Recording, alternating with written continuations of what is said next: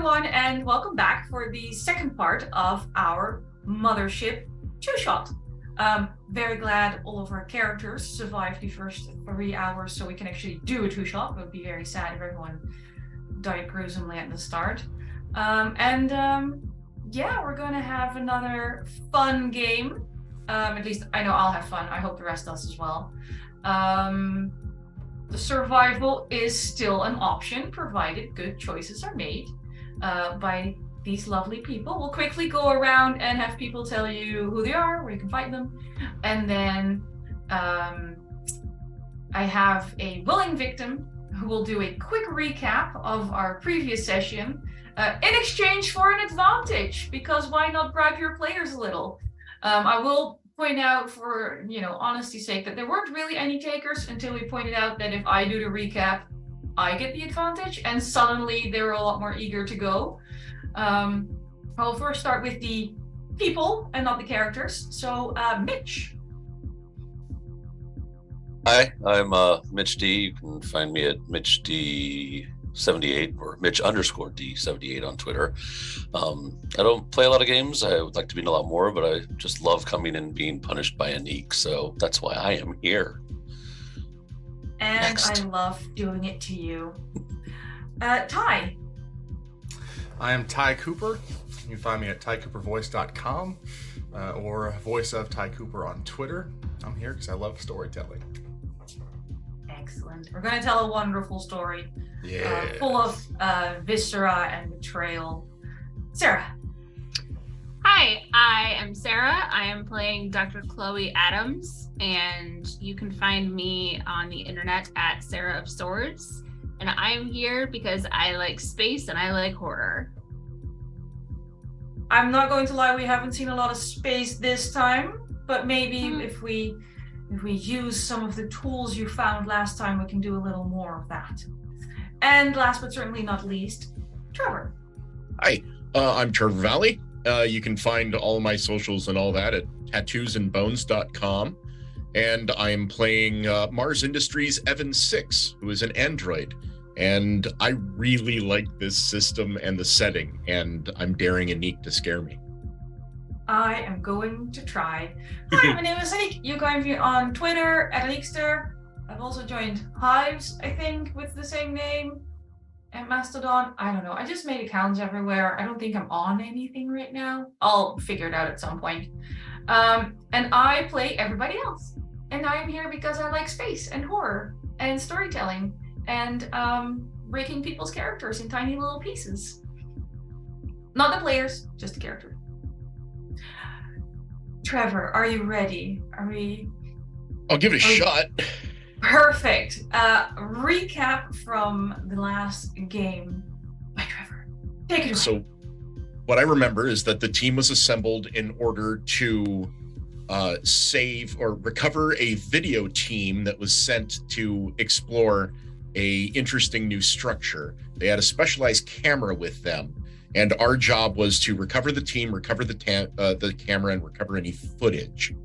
Upon arriving, the exterior of the building was covered in some strange stuff that was, I think, either green or purple.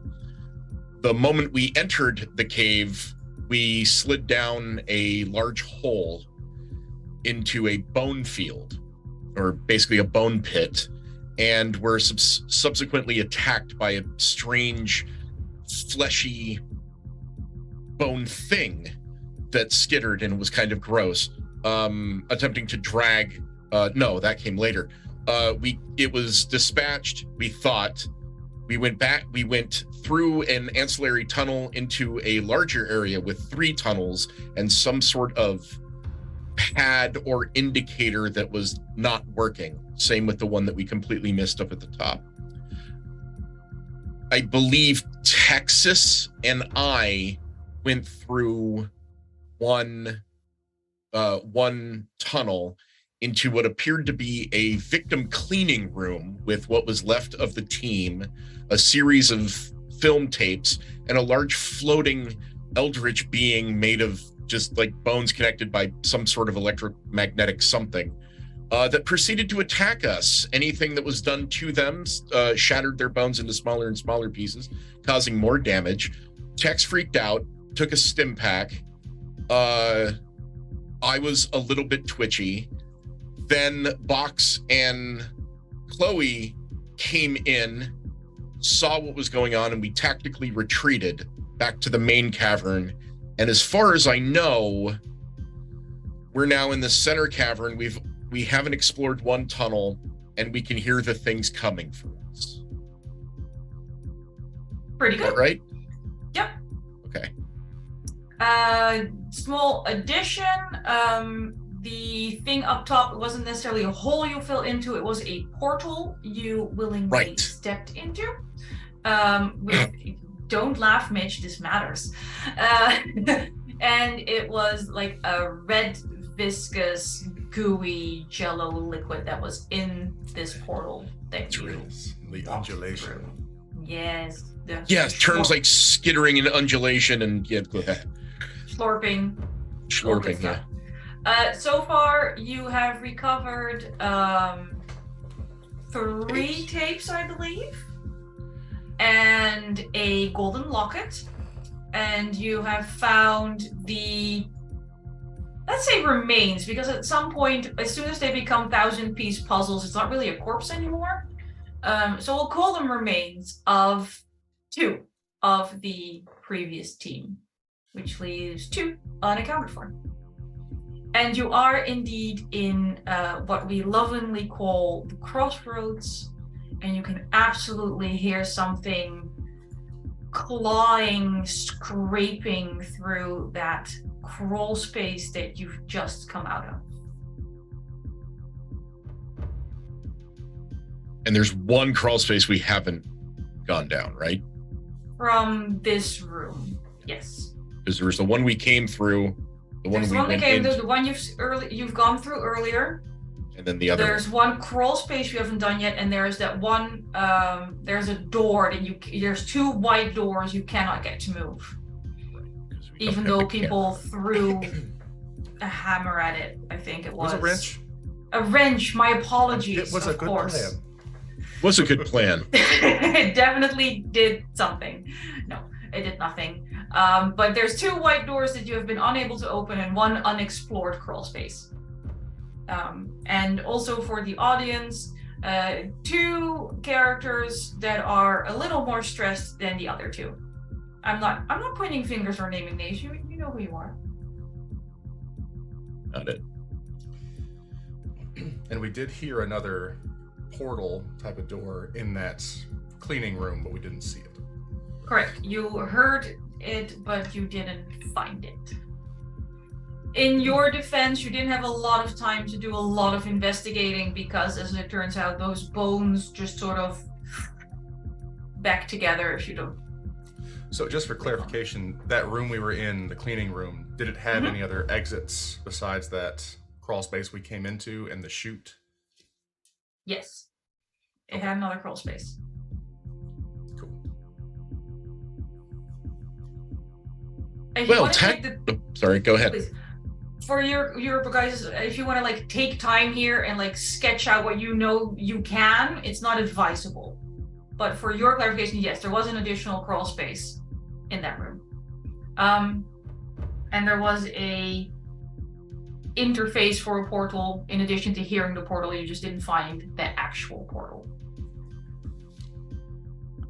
The corpse, or what was left of the corpse you found there, was Corin's. I don't know if you wanted to keep track of who you're missing so far. Yeah, we've found Corin and Falsey, I believe. Yep. So we're still missing Hughes and Tiff. Correct. Well, unfortunately, tactically, I believe we only have one choice that's safe. We can either safely enter this other crawl space or go back the way we came into a cylindrical area that there is no escape from, or we can attempt to place more detonation devices down the next crawl space and temporarily disable the other bone-like creatures and go back into the cleaning room.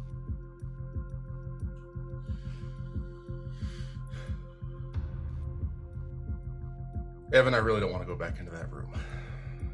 So That limits our choices then. I advise we go to the one we haven't seen yet. Maybe there's a way out. Okay.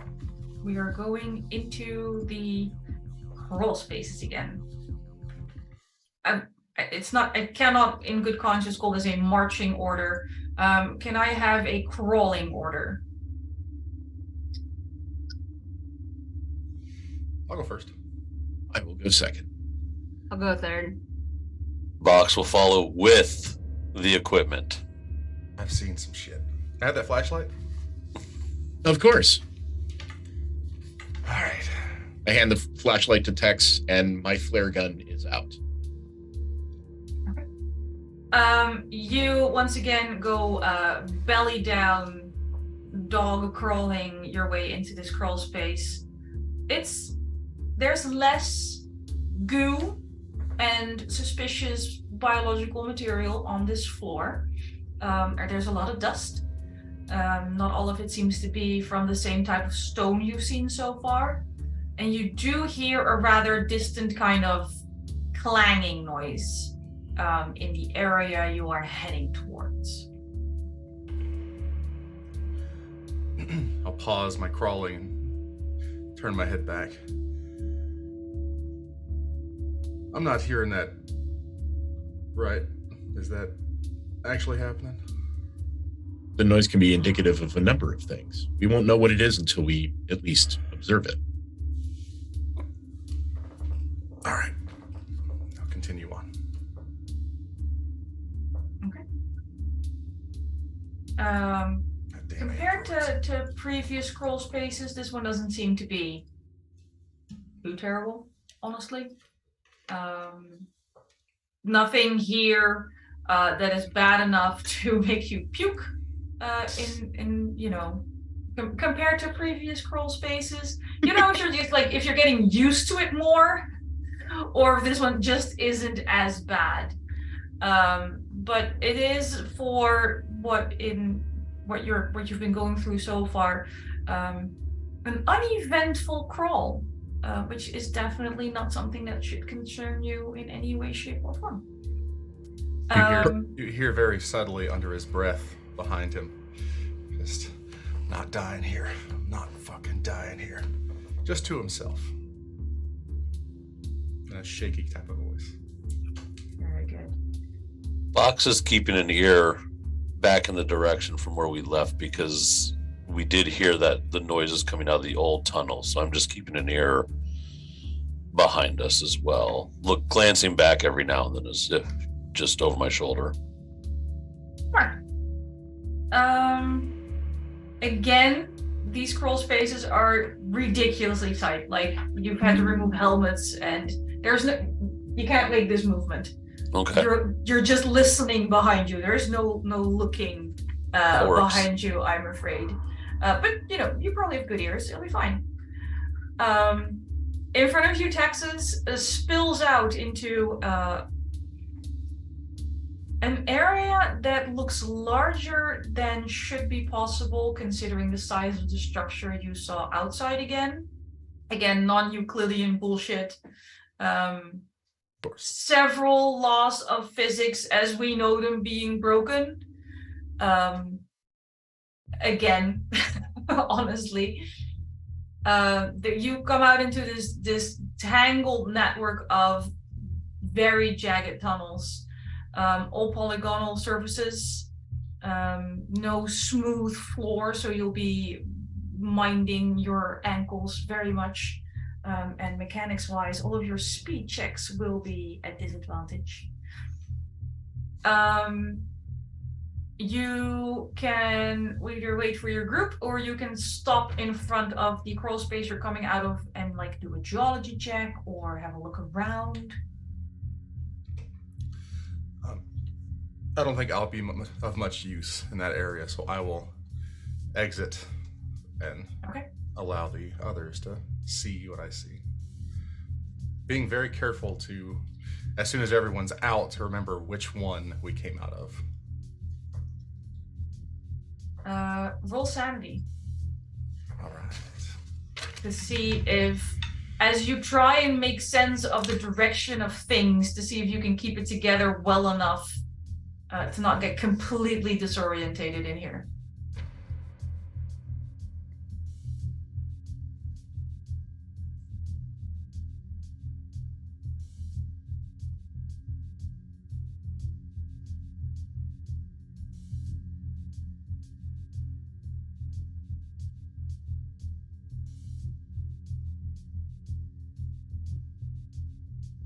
I don't know how I muted myself. 66, crit failure. Crit failure. Oh, that is wonderful. I will come back to you on what that does to you, but you can start by adding a stress. Yes. Yes. More stress. Good.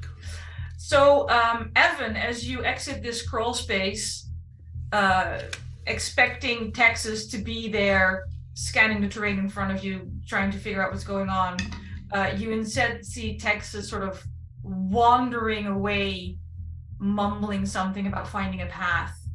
And you have the distinct impression that he thinks he's walking in a straight line, but it's a jumble.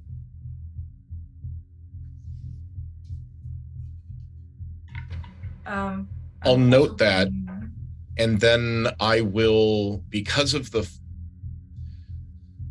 crawl space and every other room we've been in have been smoothed and seemingly completed, I would like to run I would like to check the geology of the area, one, to figure out what the hell is going on in this room, and two, see if this crawl space is any different visually than any of the others, so I could figure out where we came from.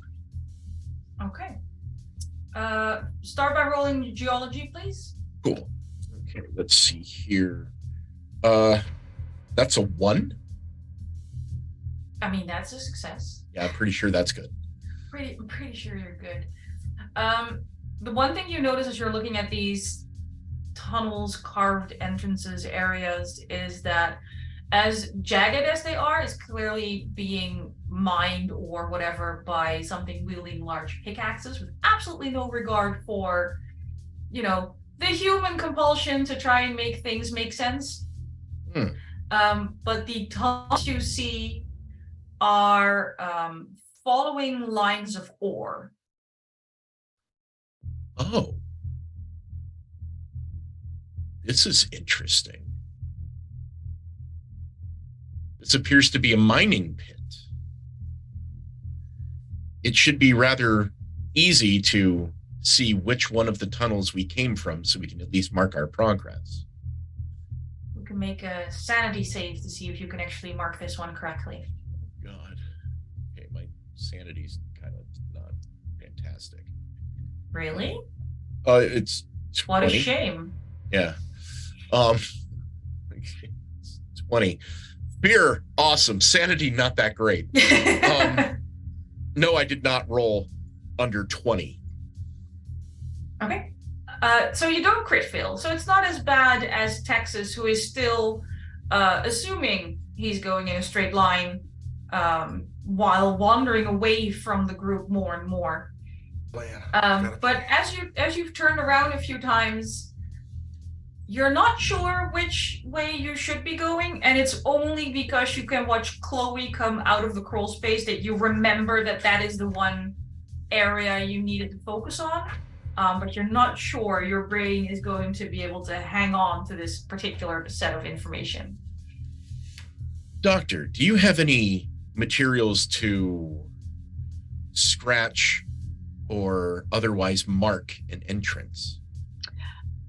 I have a scalpel, if that will perhaps scratch. Yeah. It's difficult to ascertain after a few moments which of these tunnels would lead back to the main chamber. I'm seeing that. I get out my scalpel from my examination kit, and tell Box behind me to stay in the tunnel for a second so we can keep Make sure it's that one. Make sure it's that one. And try to scrape like an X or something on the walls next to the crawl space we came out of. Okay. Leading question. How large of a mark are we making?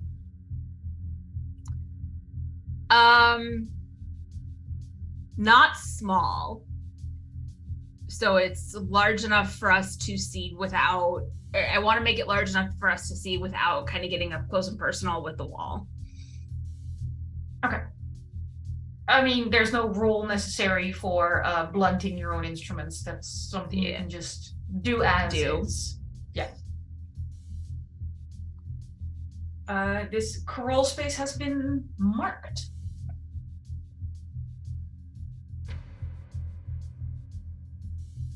Come out now.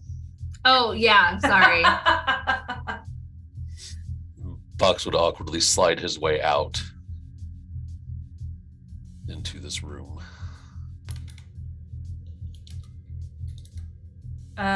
You see Chloe having just finished marking the crawl space, and you see Evan 6 next to her.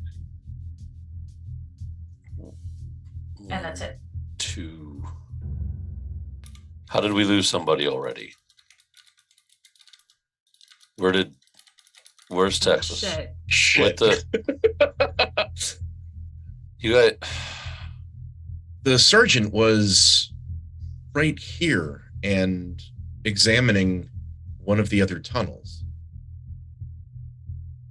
But you lost Tex. I believe he may be scouting ahead. I've not necessarily lost him. As soon as you finish that sentence, you hear Texas shouting in the distance, and the by now fairly familiar noise of his gun. Oh, crap. Texas, if you could roll for your rifle, please. They didn't see you coming, so no need for a speed test yet. All right. 51, which that is a success. Okay. My combat is crazy high right now. Gee, I wonder if it has to do with the drugs you're on. Yeah.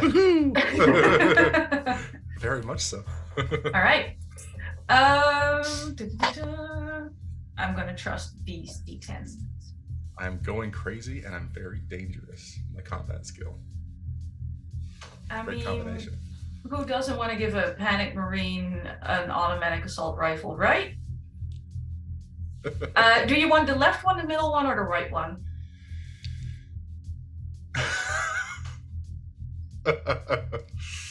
Oh, I see where this is going. The middle one. The middle one. Okay.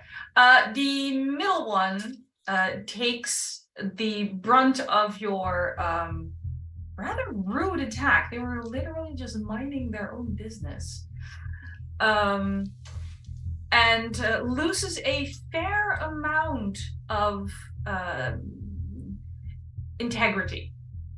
It's not completely split apart, but it does drop the huge mining axe it was holding. Okay. And we'll give your party a second to maybe start moving, maybe decide to walk away, whatever they want to do. Do we know which tunnel he's in? No. Oh shit. But you it was a little echoey, but you can sort of discern, like, out of the options, like, if there's 8 options, you're pretty sure it's like one of the 2 on the right. I definitely thought I had wandered off and found my way back to the group and thought they were. Glad that's not the case. No. I still have 2.5 hours with you guys. That's for later. Where are we going? I believe this is an unfortunate part that we may have to check 2 tunnels at once. Well, there's 3 of us. It's one of these 2. I will take the one on the left. The 2 of you take the one on the right. Stay in comms. Okay, Will do. that works. Okay. Again, your movement speed is halved, but fortunately so was Texas's, so you're on level playing field.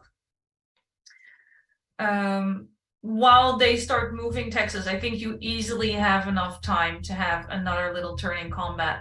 But this time, I do want a speed check because, you know, again, they are minding their own business, but now they know what you're up to.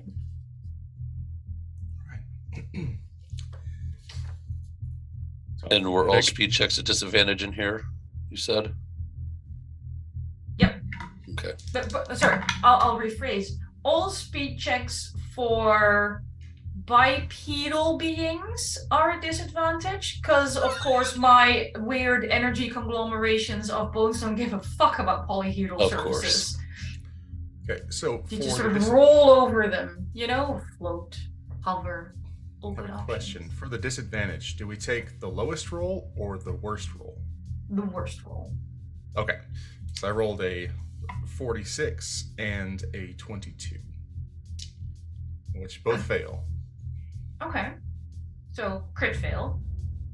I'll join Eva in pointing out that you did get an advantage at the start of this particular game, but you absolutely do not have to use it. I did, one of my creatures passed and the other failed, so there'd be like one of mine and then the 2 of you together. Right. I don't think it's going to matter because my speed is 20, so. Okay, that's fair. Like, sometimes it's not worth it. Yeah. All right. Let me first roll to see for the one that you hit previously and see if I can start reconstituting myself. I don't like those words. I will point out there are ways around this. Myself? Just haven't found them yet. And then one of the ones that is still intact is going to start moving towards you. And I don't, you go half speed like we mentioned. So we're just gonna try grabbing you. Can you roll me a body save, please? I can. Is that just straight roll? Straight roll. All right. 11. Okay. You, he does hit you for... Actually doesn't, no, you're good. You're not restrained. Well done. Awesome. You remain a free agent. Proud of you. The one you hit remains inert on the ground, unmoving, just scattered bits of bone. The other one picks up the other axe as well, before making its way over to you. What is your speed? 20. 20. Okay. In that case, I go first, which is nice. So again, slurping, rolling, odd scratchy sound as occasionally bits of bone hit the ground. Kind of unavoidable, you almost get the feeling. We are going to try. Actually, you're alone. Fuck the axe. We're gonna try grabbing you again. I need another body save. 19. I'll get you yet. Let's go. Save the Marines, save the world. I will say, as like you saw these things, you panicked and you fired, right? Right. But now you're in combat. You are A, trained, and B, drugged heavily. And you find yourself coming into that combat rhythm that you're used to now that you've engaged an enemy. And even though the enemy itself is horrifying, at least fighting is something you know how to do. Whereas crawling around fucked up tunnels, throwing wrenches at unwielding doors. I'm saying this is a lot more like what you're used to, and you can gather yourself enough to properly look at the scene in front of you, and you see a tape on the ground in that pile of bones that just got scattered. Okay. And we'll go back to Box, Evan, and Chloe.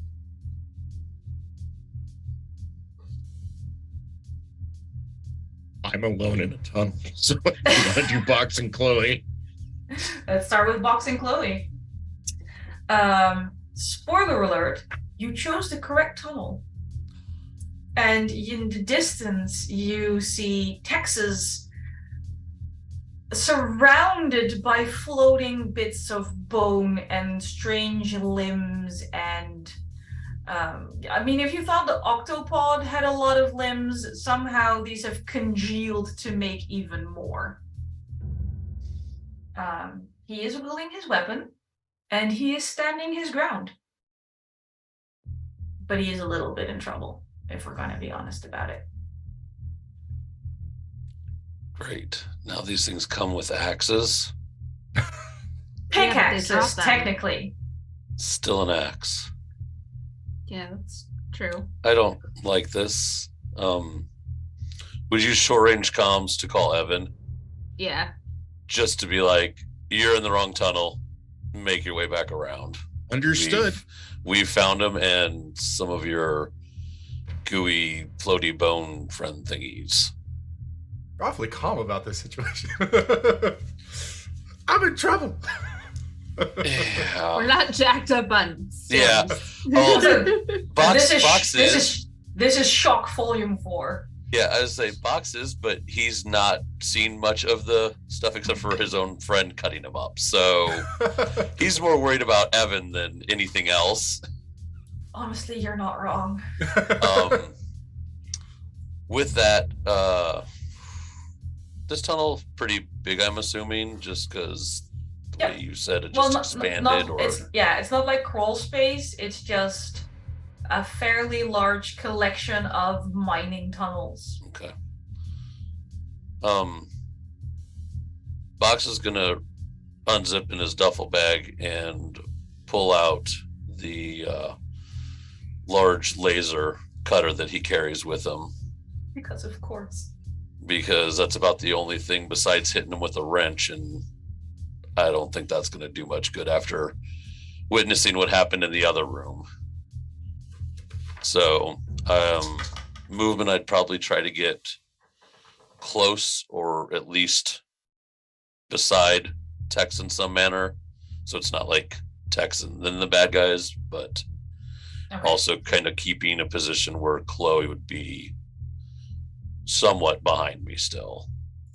So kind of meat shielding for the short one. Mm-hmm. All right. So you moved, you grabbed your, I almost said your power and your laser, and then I went no. And you're blocking off Chloe for a little bit. Mm-hmm. Okay. Chloe.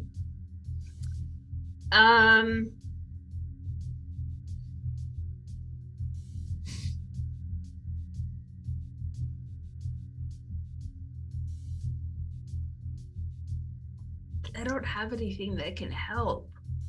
Oh, no. Because I've got like a first aid kit. You can throw a bandage at them. Yeah, here, have a thing of gauze. That'll do some damage. I have a tranq pistol, and I don't know if this is gonna work on bones. I actually highly doubt that it's gonna work on bone creatures. Mm-hmm. But I will try. Okay. Let me have a quick look because There. I also have a stun baton, but that requires me to get out of the meat shield. Yeah, I was about to say, I was looking up your the range on the trank pistol, but you can, it's not as close as the stun baton. It's also not as far as the giant laser, but it's you can stay a tiny distance. All right. Okay. That means I have to roll a body save, I believe, after you've hit me.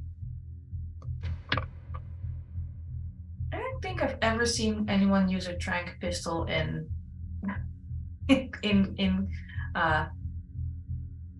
combat against bone creatures before. Let me check how my armor works against a trank pistol.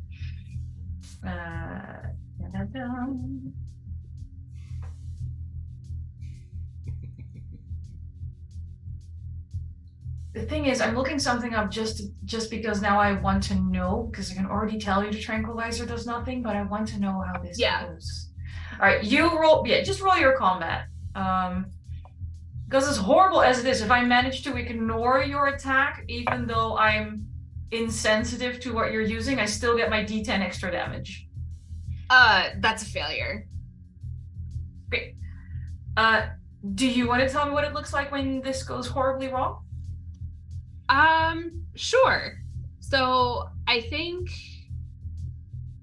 the tranquilizer dart just kind of goes through the bones, and I mean like through the space between. Exactly. Somehow you managed to miss all of them.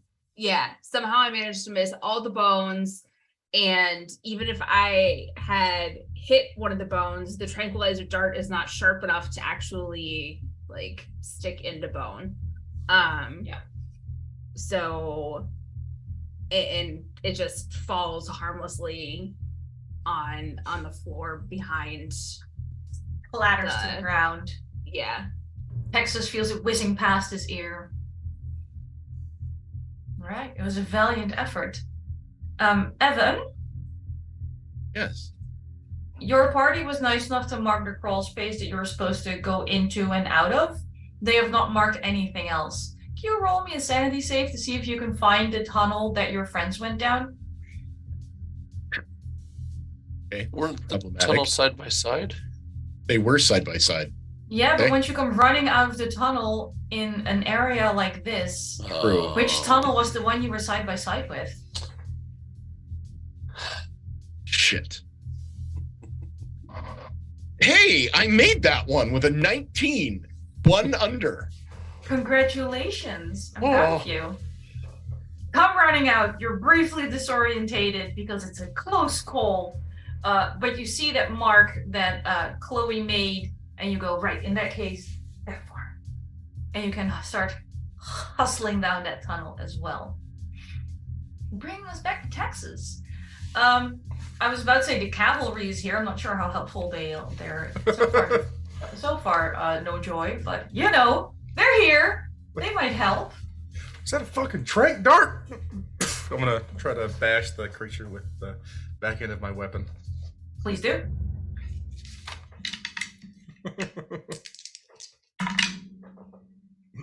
$70. Success. All right. Well, we'll see about that part. Well, on my side at least.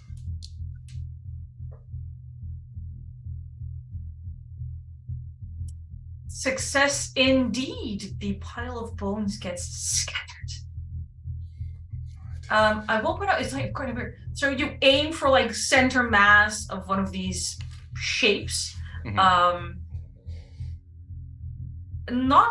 It's like not half the bones fall down, more like 2/3.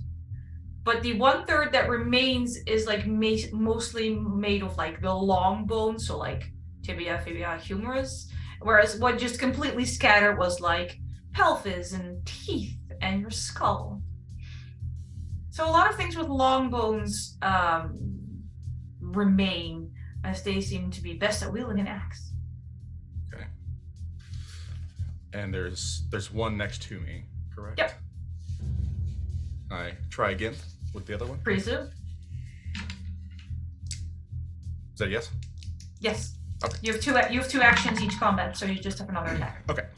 49. Okay. So you go to strike again, and you manage to hit like this big piece of humerus, and it snaps in half, and now it's all sharp points. Just waiting to stab you. Sweet.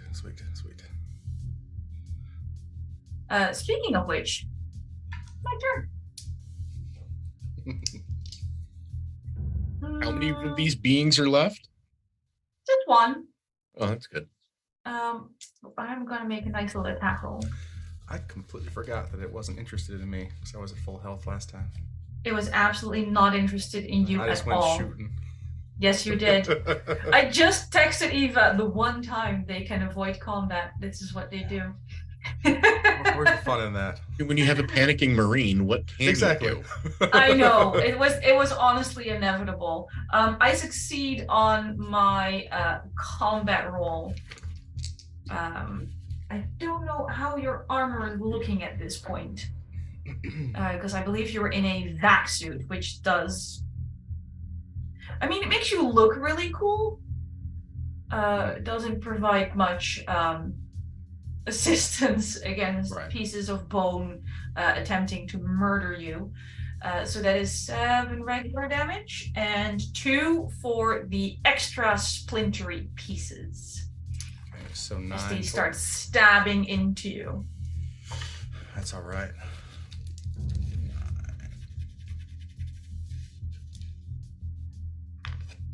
This is fine. No, we're fine. This is all good. We're okay. It's all good. No one's panicking yet. How many stim packs do you? No. There's only one left, and it just had its turn, which means it is now... Evans is still hustling. You're about halfway down the correct tunnel now, which means it's Box's shining moment. Get it? Shining laser?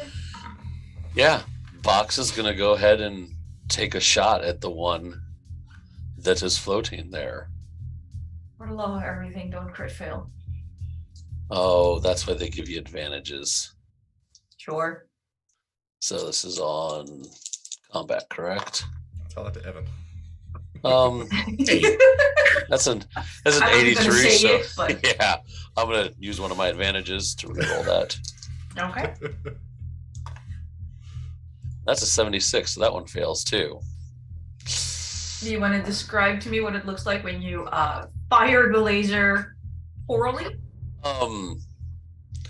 Yeah, Box isn't used to like trying to be precise with this instrument because it's normally just meant for just dismantling large chunks of ship hull, etc. So trying to be precise, it's probably more of a beam that shatters and kind of like wavers trying to hit the mark and just cuts a big like odd Z shape into the wall behind them, scarring the wall up.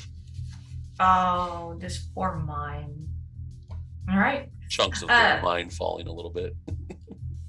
It's got to be done. So we're down a Sara, which sadly means she's skipping her turn in combat.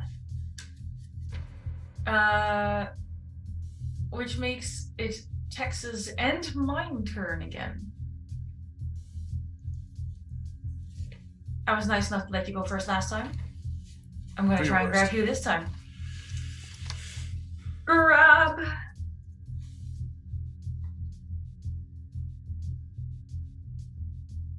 That is atrocious. We're not mentioning that number. Safe to say, I fail. Please, do whatever it is you want to do. That was a 98. That was like one short of a crit failure. Right, I will do the same thing. Go back and try to bash it.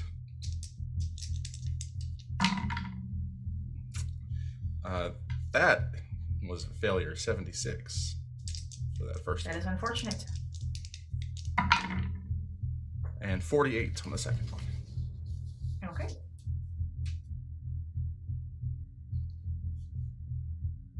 even though your attack looks like it should have the exact effect the previous one did, where you scattered the other bone thing, somehow when you hit this area that is only between the bones, and it manages to completely shrug off your attack. There are a little more splinters. All right. Evan, I think at this point, considering your speed, you can at least see what's happening. Are you just android running down the hallway? Fuck. Like to try not to trip. Look, his ankle servos are about to be overloaded. There's this creepy whirring sound coming from the right one. So there's one mass of bones currently engaged with the Marine. Yes. There is a box holding a large laser. There is a fucked up tunnel wall that looks like it got hit with a laser. There is a tiny doctor hiding behind the box holding a trank gun and a trank dart on the floor underneath where the laser hit the wall. Got it. They're they're clearly trying. How tall is the room? Hard to tell. I mean, the tallest part is probably like 30 feet, but some of the shorter parts are like 5. Okay, so there we can see there is an obvious ceiling to it. There is a... I don't like the word obvious. Okay. It is very hard to tell because basically this entire place is a gigantic fucked up optical illusion. Okay. And what you think can be far away can actually be really close. Got but it. There is a ceiling. You have no idea if it is what the hellish shape it actually has. You cannot comprehend. It's like an Escher painting on drugs. Are there any additional exits outside of this room? Are you going to spend your turn looking for them? No, I'm going to do something. No, I'm not going to do that. I will rush up and attempt to engage the alien with my Vibchetti. If you cut my head off, I swear. I'm gonna try not to. Box gives all the latitude for him to run by with that thing. But remember, I'm +5 when there's a friendly Marine nearby. That's correct. I mean, we're taking the rules for what constitutes as friendly very, very roomy right now, but go for it. Friendly is doing a lot of work in this statement. Friendly yes. is doing a lot of work. But with a roughly allied with. I rolled 35. My combat is 34, but it's +5 with a Marine. I helped. By existing. Let me see if it actually works though. Ooh.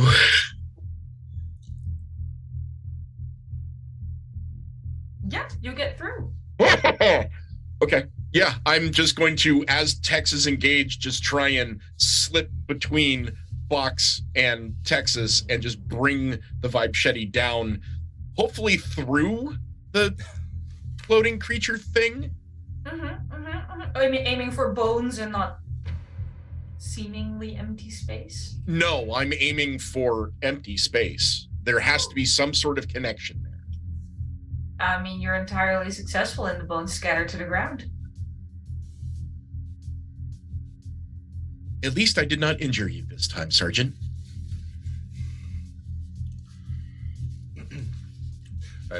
Texas just follows the bones. Just, sons of bitches! And is just smashing the bones on the ground with the back of his gun. Trying to pulverize them. I mean, sure. Take a damage to your knuckles, I guess. Yeah. Now, are there any additional exits outside of this room? No.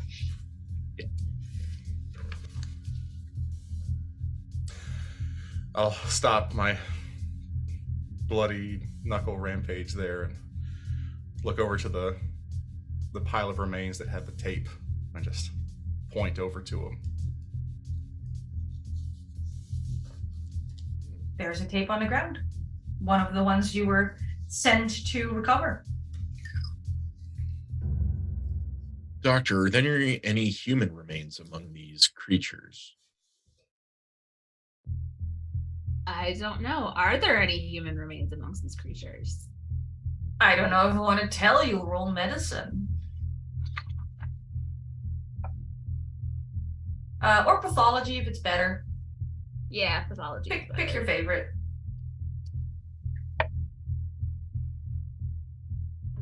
That failed pretty dramatically, so I'm gonna use one of my advantages and reroll. Okay. That also failed pretty dramatically. Okay. In that case, I will give you only a little bit of knowledge, and I will tell you that yes, there are human bones. And nothing more.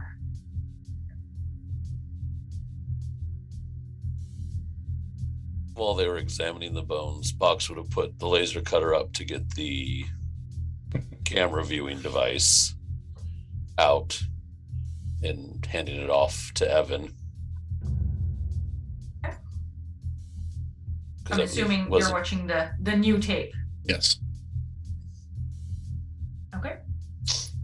On your, I was going to say little, but honestly, a 20-inch CRT monitor is annoyingly large. Yeah. You watch the person you know to be Falsey holding a, I'm not helping you with this, 10 centimeters. We're sticking with not inches. A 10 centimeters wide pentagonal iron plate.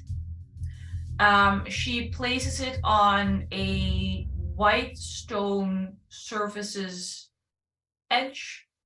And then, I can't believe it. It's so, this is as written. I did not make it up. She grabs a wrench and starts beating it, trying to break it, but fails. They already knew wrenches were the answer. That didn't work. No, it didn't work. It doesn't work for her either. But the stone of the metal plate she was holding is the same size and shape and material as you saw them use to deactivate and activate that portal in one of the other tapes you found. Do the camera angles seem like we've been in any of the familiar, in those places? Like, do the camera angles show familiar landmarks that we've already seen, like the white doors or anything? The entrance portal shot, like one of your tapes showed you the entrance portal that you walked through. And again, you keep saying there has to be a connection between these things. Probably true, because on these tapes you've seen that gross, tumorous, multicolored coral holding up things that you've seen float in these rooms. You've seen on one of the tapes that crossroads room where they showed one of the two white stone doors, and the other tape that you have wasn't very clear what room it was in. It was just a close-up shot of an interface, the pillar of gross coral, a flat surface, and then those four thick lines. It didn't pull back far enough to show you the room. Okay.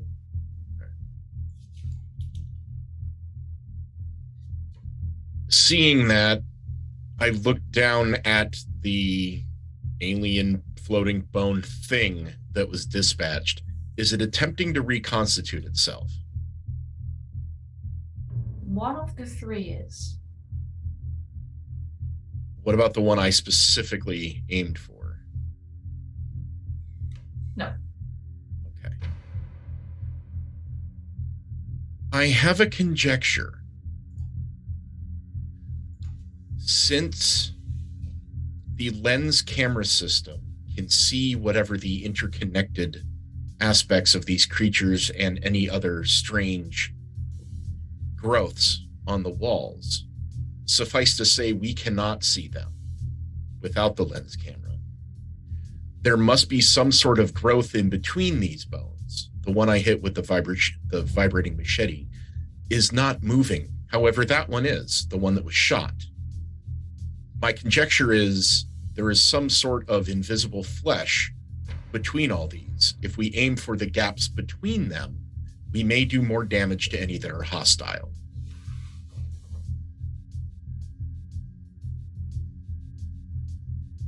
I recommend setting that one on fire somehow.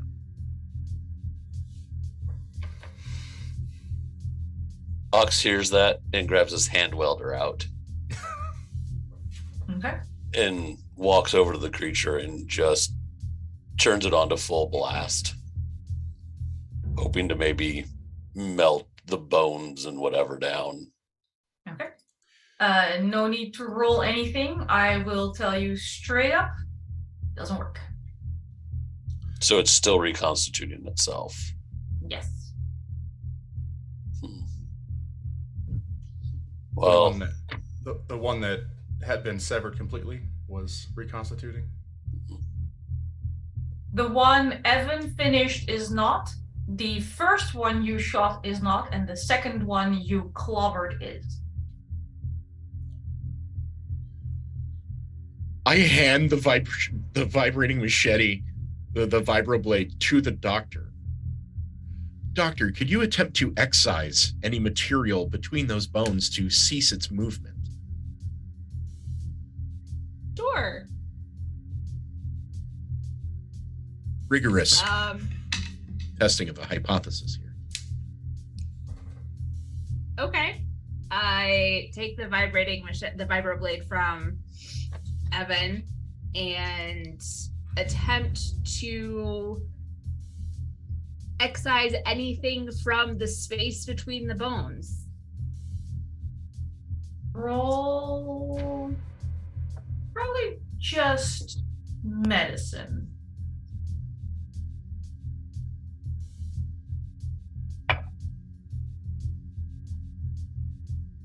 Ha, success. Yes. So as you're using this vibroblade to try and cut through things you think are there but you can't see and may not be there at all. At one point you, despite your training, probably because of the day you've had so far, you, rather than hit an area in between bones, hit like the edge of one of those really sharpened long bones, making it jump away from you. And as that piece of bone hits another piece of bone that was hit lies still.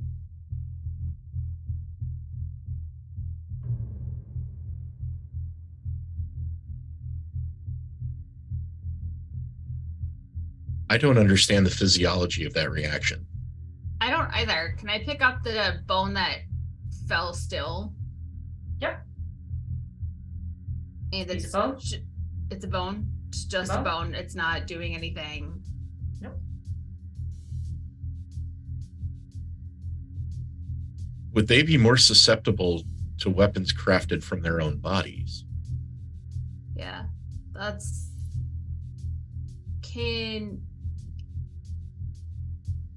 Hang on, I want to figure out how I want to phrase this very stupid idea. I am so excited. Before the stupid idea is said, Box is not into any of this technical, high-end intellectual conversation, so he's you heard literally... the word hypothesis, you walked away. Box is pretty much just watching the area around us and seeing, because he knows that things can reconstitute and come from other places now. So he is just looking around while they are immersed in the said plan coming up. We're playing with biology. Yeah! No, stab it. See what happens. Box plays a completely different game of Doctor. I don't need to know, I think, honestly. Can you roll me a scavenging check with Box while you're chilling? The scavenging check? Yep. No problem. Famous last words. Okay, so that's going to go under... Intellect.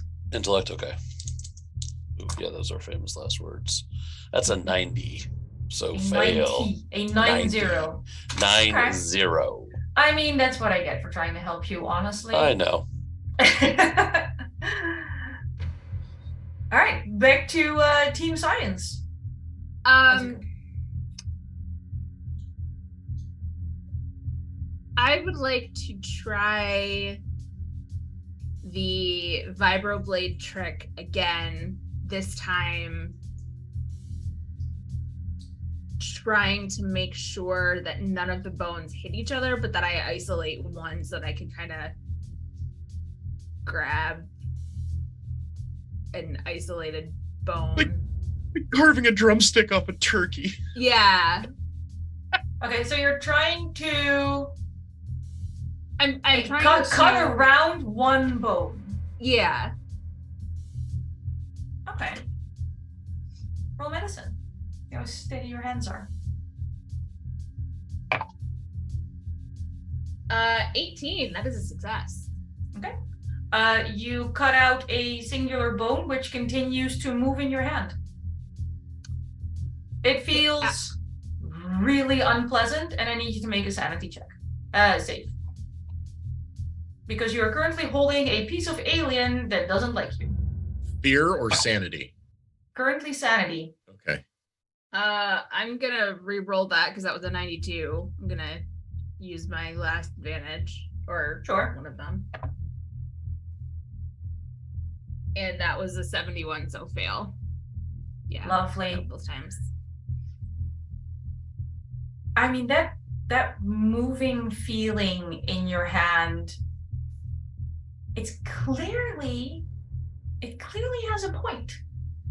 You know? It clearly means you need to go somewhere. And you start walking off. Okay.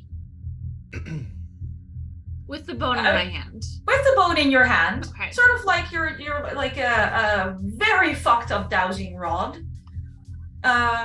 I'll also point out that colors stop making sense. Everything sort of shifts in the color spectrum in your vision.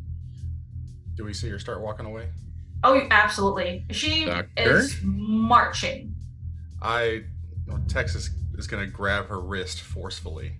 Say, we're not fucking splitting up anymore. Chloe, roll a body save. To be fair, Sergeant, you were the one that left before. I fucking know it. You're tearing this group apart. I hate it when Mommy and Daddy are fighting. That was a 29, so fail by 4. Oh, Yeah. no. Well, I mean, oh, yes. I mean, Texas pulls you back. I will point out, when you look at Texas, it's one of the grossest things you've seen in your life. The amount of flesh and organs and liquid on that thing in front of you that is holding your wrist is enough to almost break your mind. And now I do need a panic check from you, because some soft, squishy life form is touching you with its some kind of outer layer that is holding in all this liquid. So Fears- the panic check sanity save, or No, you roll 2d10 and you want to be under your stress. got it. Oh wait, let me check real quick, because it was either equal to or under, or just under, and those can make a fair amount of difference. You can roll and I'll see how bad it is. If you're nowhere near, it should be okay. It's 21 and my stress is 5, so. No, it's so there's 3 ways you roll 2d10 in Mothership, and panic checks aren't like percentile. They're additive. Yeah. They're additive. Thank you. I was looking for that word and my brain could only tell me the Dutch Got it. word. So that's which is a 3. super unhelpful. And so that's a 3 and my stress was 5. Okay. So you panic And you move on to step 2, where you roll for your panic effect, which is another 2d10 additive. At least it's not a fear save, because that's at disadvantage when I'm nearby. I know. And at least it's not a sanity save, because whenever I fail that, y'all get 1 stress. So 7. 7. Good one. Good job. You feel an adrenaline rush. You actually have advantage on all rolls for the next 7 minutes. Nice. You still don't recognize Texas as Texas, though, so you'll be rolling with advantage against your party. Yeah, that's Tracks, fun. right? Yeah, tracks.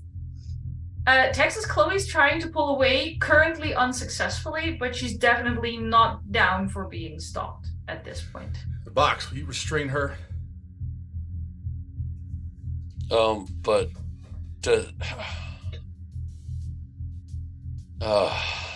Chloe, like, Box is hesitantly but not violently reaching out to grasp a hold of Chloe, but more that maybe shake. There's another one of those disgusting wet mammals coming for you, Chloe. Your dados off me. Gross. Gross. You can smell the hormones. Snap out of it, Chloe. Come on. You can hear their kidneys filtering urine. Ugh, this is so gross. I clutch the bone harder and try to break Texas's hold on my wrist again. Okay. Make another body save. Texas, I'll let you roll combat to oppose. Okay. Only because Box is helping you. Right. That is a crit failure with an 88. Oof. You Oh my. are pinned by these wet, slurpy, biological things.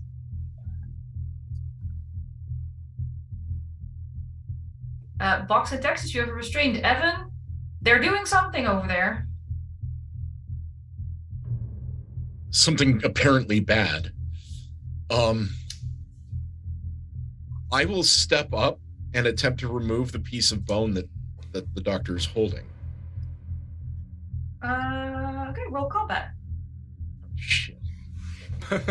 Suck at combat. It's not that bad. You hit Box pretty good. 28. Yeah, 28 is a success. All right, you pry this piece of bone out of Chloe's hand. Chloe, for some reason, Texas and Box have you pinned. What the hell, guys? See, told you, snapped out of it. Okay. What the hell was just happening? Let me up. Do I remember seeing them as flesh creatures and not humans? Okay. What the hell just happened? You guys were not yourselves when I just 30 seconds ago. What do you mean ourselves? You just zoned and started wandering off. Perhaps somehow this piece of bone has some sort of influence on organic creatures. Because Evan, do I look like myself, or can you hear my organs or anything like that? And I know that sounds insane, but I'm not a therapist, so I will not use the word insane, but no, you seem like yourself. Okay. So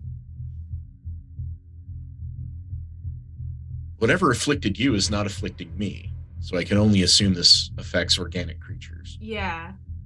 Can you try what I was going to try and touch that bone to another bone? Yes.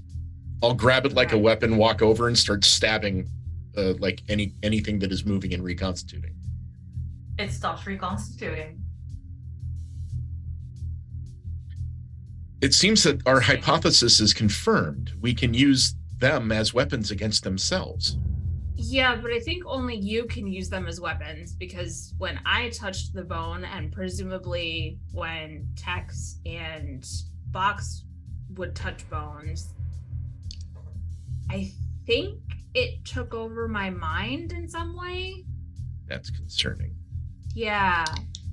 There is a way to test this hypothesis, but I don't recommend it.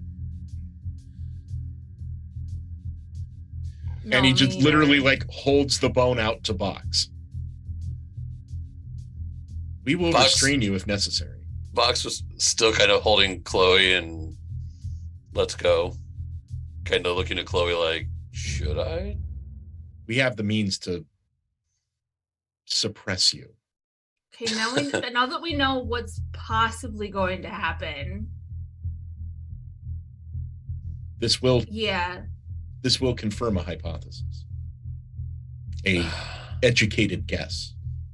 Okay, Box is going to be smart enough to take the duffel bag of anything that is considered weaponry off of his shoulder and place it down on the ground for now. And then I was hoping you'd forget. Nope, and we'll reach out and grab a hold of this bone. Beautiful. Here will sanity for me, please. No, I don't want to. And yet here we are. Oh my god, I hate all of my dice. That is a fail, but we have advantage. I'm gonna. Oh my god, I'm killing all of my dice. Using a second advantage. Come on, fail already. Oh, failed by 2. Oh, wait, you just burned 2 advantages and still failed? Oh, man. Yes, and failed This by sucks. 2. Oh. So there went a sanity roll. You grab a hold of this bone and you look down at your hand and it looks like it belongs there. It makes perfect sense. There's this beautiful sharp bone surrounded by your beautiful finger bones and your beautiful arm bones, and your skeleton is just one of the finest things you've ever seen. And you're like admiring your own skeleton and the amazing work of art that it is. But you get distracted by the aforementioned absolutely vile sounds of those hydrated, fleshy, squirmy beings around you. At some point, Texas's stomach gurgles. You literally feel this in your marrow. It hurts.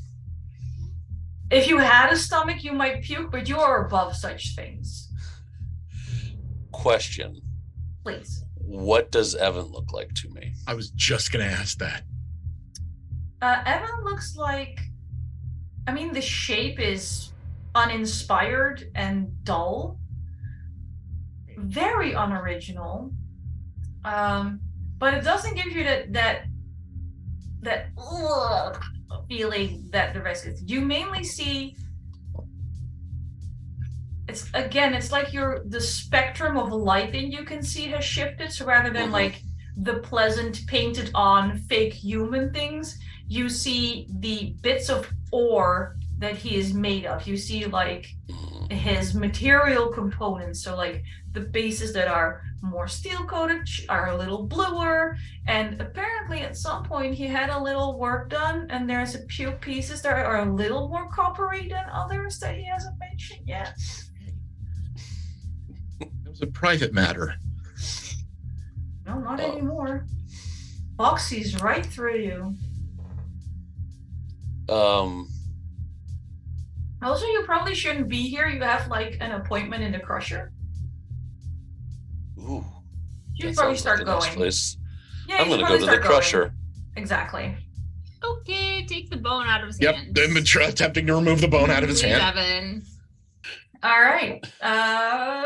Well, you're helping each other again. So rather than a body save for a box, I'll give you a combat roll against him.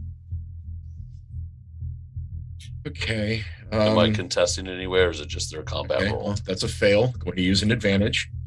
That's a You're 9. not contesting because they've set this up to hopefully be Okay. successful. Yeah. Okay.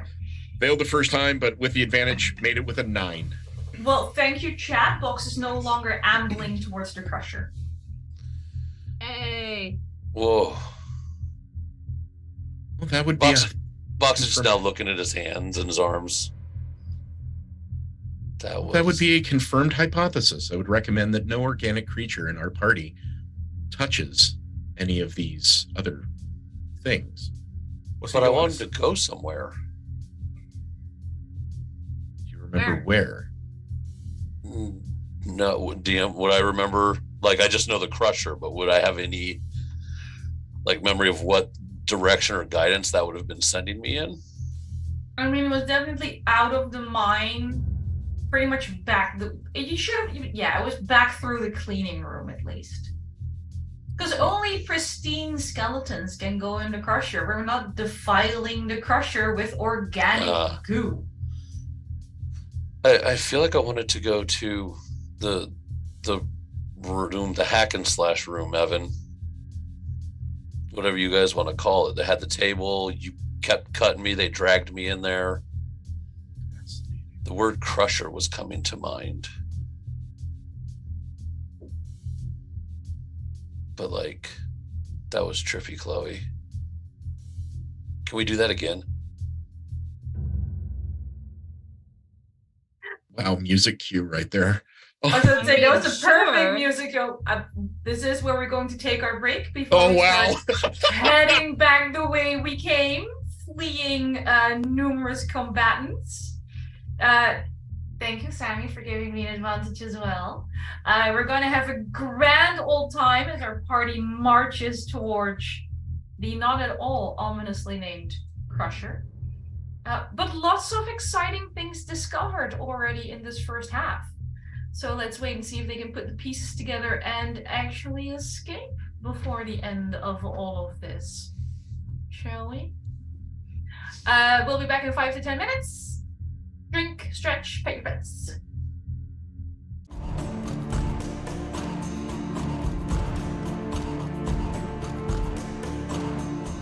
Hello and welcome back again to the second part of Mothership, where our intrepid heroes, let's not use the word heroes, our intrepid adventurers have done some fighting, done some sciencing, no one has died, and they have what can loosely be considered a plan. Take it away, intrepid adventurers.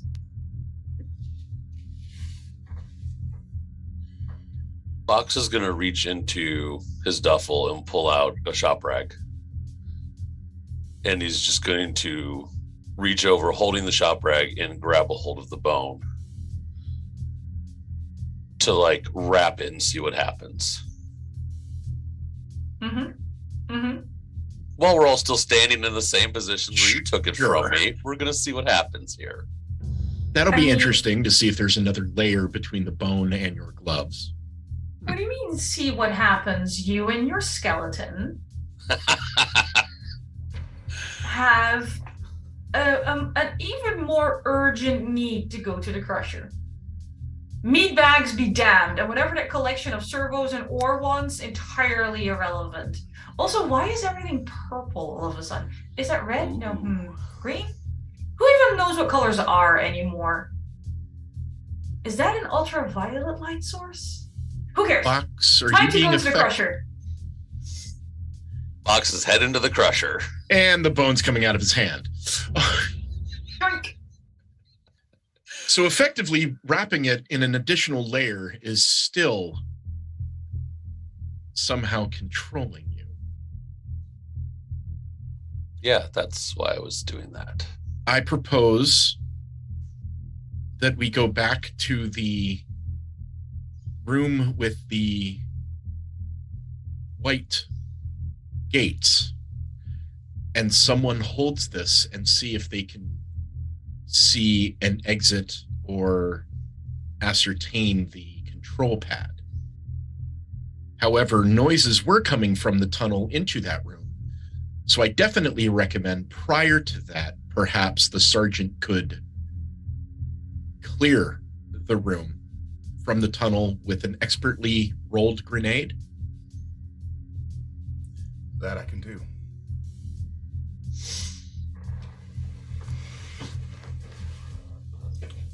Same crawl order as before.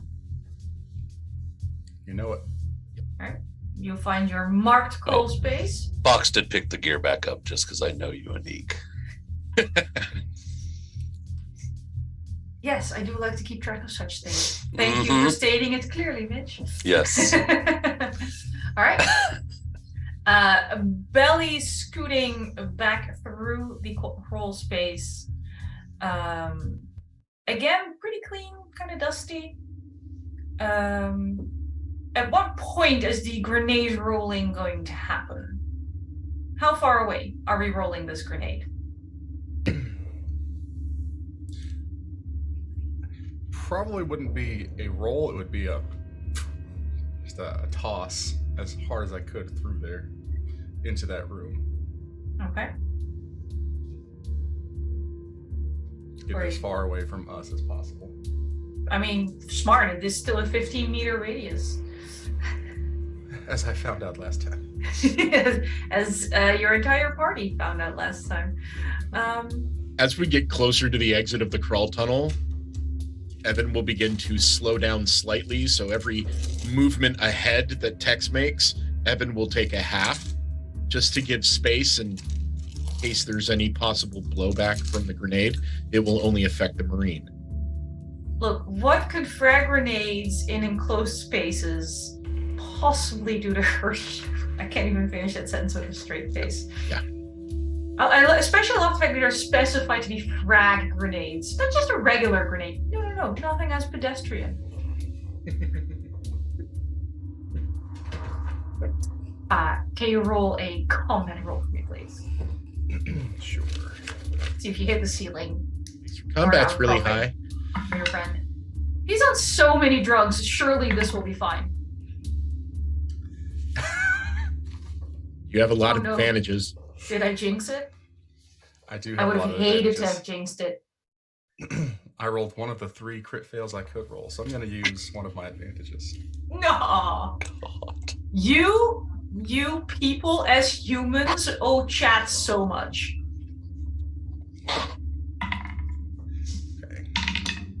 Okay, 33.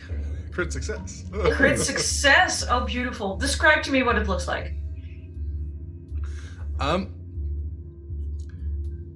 I pull the pin on the grenade and just chuck it as far as I can into the darkness. And all anyone behind me sees is just a giant flash of orange that you have to shield your eyes from, even being behind everyone else. Kind of wave of heat. You also hear a little bit more of the sound of bones striking walls before clattering to the ground. You can assume, without any penalty from your DM, that the crossroads area is currently safe to enter. I will exit the tunnel. I begin rushing out of the tunnel. As Texas exits the tunnel, find some stuff on the ground. There's some weird-looking sticks and a rather weirdly modified stun baton.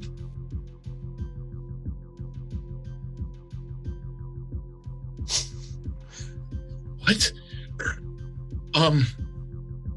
I will acknowledge those things, call back into the tunnel that it appears to be clear, and immediately start looking for any bones that are reconstituting themselves.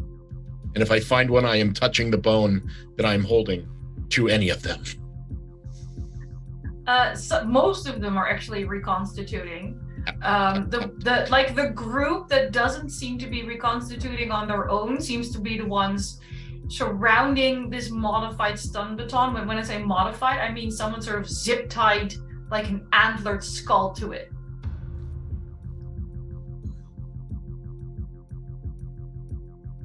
Oh no. Focus on the reconstituting ones. You keep stabbing bones, and every time you stab some of the moving ones, they stop moving. Doctor, I'm afraid there may be a issue out here. Yep, on it. And Chloe tumbles out of the crawl space and goes, what's up? You have experience in these sort of stun weaponry. Yeah? Because you have one. This one seems to be... I wouldn't say I'm experienced with them. I have them. This one seems to be modified. Could you please check to make sure that we did not just detonate a grenade in the presence of one of the team members we are looking for?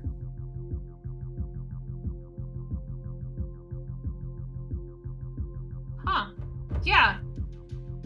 Oh, God. And Texas will go in and pick up the baton as well.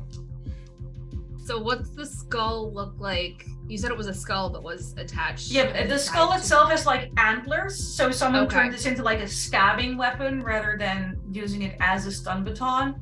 I'll point out, Texas, as you pick it up, the handle is warm, like body temperature warm. Oh, God. And I'll give it to Chloe without having to roll. Some of the scattered blood is very much fresh and sort of like misty. There's also a shredded spacesuit. Is there a name on the spacesuit? There's well, if you like, again, you already tried puzzling together an octopod at some point. You can puzzle together parts of a spacesuit. Yeah. It says Could Hughes. Yeah. What are you looking at, Doc?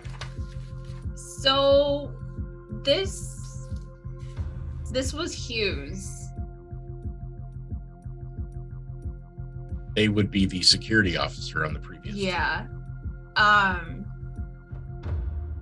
They were alive and now they're not. I'm not saying we're responsible for that because I don't know what happened. Yeah, Anniek will.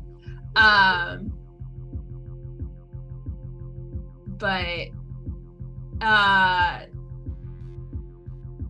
is there a tape in their body that I can, in their like spacesuit or general area? No.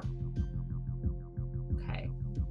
There were those sticks I mentioned earlier on the ground. If you look closer at those are ultra bright glow sticks that provide light, which you assume Hughes was using for lack of a torch to get around here, because everything here is dark unless you have a torch.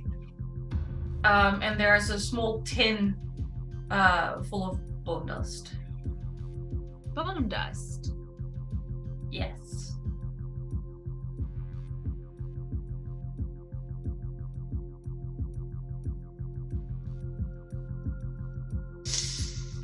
The hell is this? No. Tex will put his fingers into the dust and grab a pinch. I just hold it up and let it drop down into the... It looks a lot like the stuff that was in the tunnel you just came out of.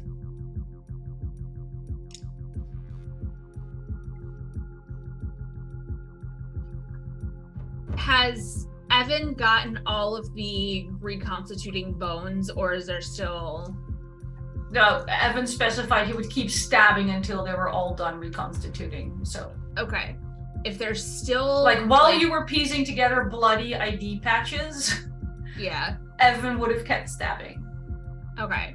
Are there... I will point out, like, at this point you have, like, left? fresh blood on your fingers. No. Well, no, not reconstituting, no. Okay. Accidents happen. There was no possible way to know that any other team member was in this room when that occurred, or that other team member was subjugated by these creatures, much like the two of you were when you came in contact with these bones. Perhaps they were being used as some sort of lackey.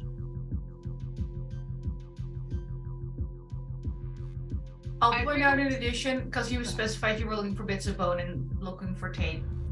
You don't find a tape. The bones have stopped moving. You do find one of those pentagonal iron keys, one might call them.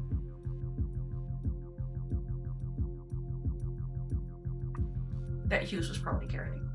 Okay.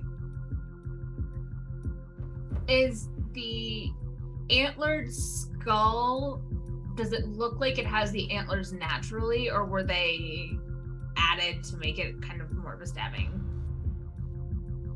It looks like it has the antlers naturally, but it doesn't look like something from Earth. It looks like someone found the skull of like something native that got drug in here. Got it. Dragged? Okay. Drug? Whatever. And they improvised the weapon. Like part of the jaw has been ripped off the skull to mount it better on this baton. It's like a barbecue fork. That is obviously some sort of device that could affect these creatures, perhaps also stun them. We are in the presence of a key from the one tape that we have observed. This is a gate. This is a control panel. And unfortunately, I am not affected by these bones. Evan, one of you is let me see to it. have to. Give it here. I would recommend the doctor. You seem a little bit too eager. I'll take it. Give it. It's a pentagonal metal key, 10 centimeters across. I'll slowly hand the bone to the doctor. Sergeant, please be on your guard. I take the bone from Evan and the key in my other hand and look at the door. There's 2 doors. Pick a door. The one that was slightly warmer from beforehand. Yeah, the warm one. Let me consult the Holy Scripture that is my map so I don't send you in the wrong direction, because that would just be rude at this point. God, I'm sweating.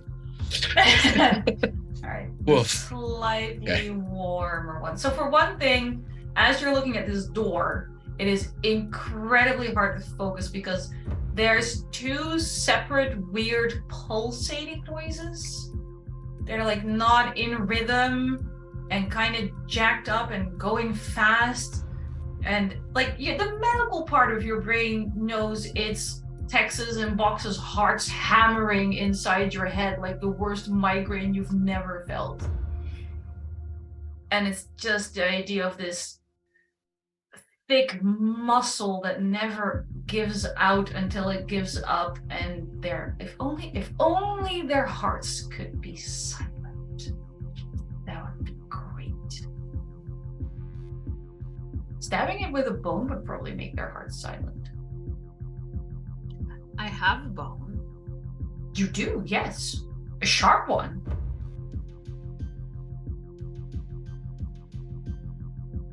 Doctor, do you see anything on the door?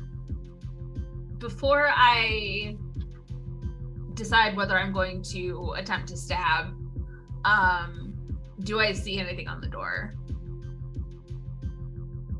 Can you roll me intelligence real quick? Just generalized intelligence. Just roll. Tell me how your brain is doing. 3 and my intellect is 43, so that's a success. That's good. It's very good. You don't notice anything on the door, but you had that tin of bone dust, and Texas went, "What's this?" and scattered some of that bone dust. And on the floor where that bone dust fell, you see that coral stuff growing. Almost like dusting for fingerprints. Those hearts, though, my God. It's never ending.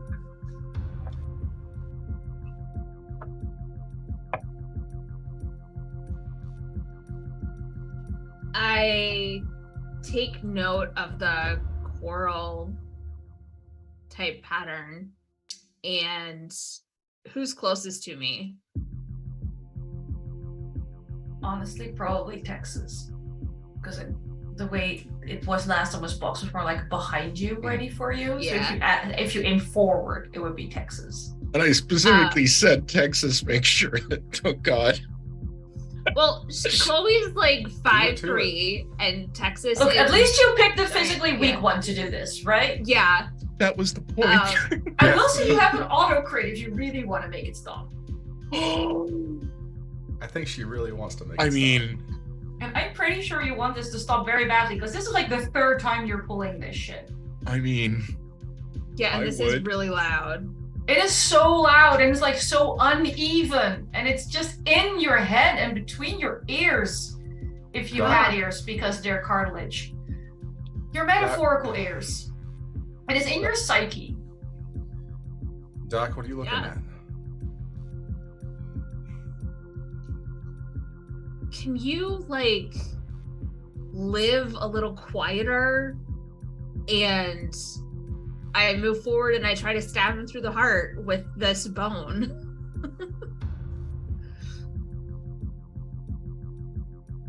Are you gonna try or are you gonna stab him? There's a difference. Because for trying, you have to roll. If you just say, I stab him, we use one of those auto crits.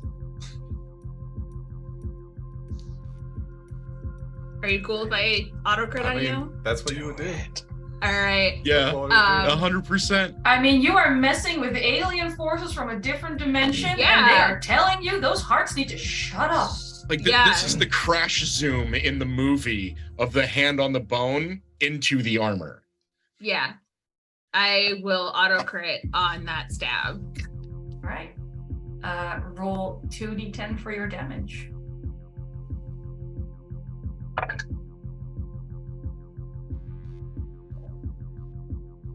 And is this additive? Where you got the two together? Yes, it is. That's 17. Right. 17 damage to Texas. Box and Evan, you just watched this 5'3". I can't fight, I'm just a scientist. I'm so helpless. Just look at her hand after she went, live quieter, and just. Medical knowledge is a dangerous thing. That bone goes right in between the ribs and cuts deep. Move to restrain the doctor. I'll get the doctor while yelling, Evan, get the bone. Oh yeah, Get the right. Get yeah. it. Grab. I'll aim. I'll try and grab the bone out of Texas, Or no, Doc's still holding it. or if Yeah. yeah, Chloe's still holding it. She's Okay, not yeah. letting go of that bone willingly. I'm going to attempt to forcibly remove it. While I try to restrain. All right, combat and combat.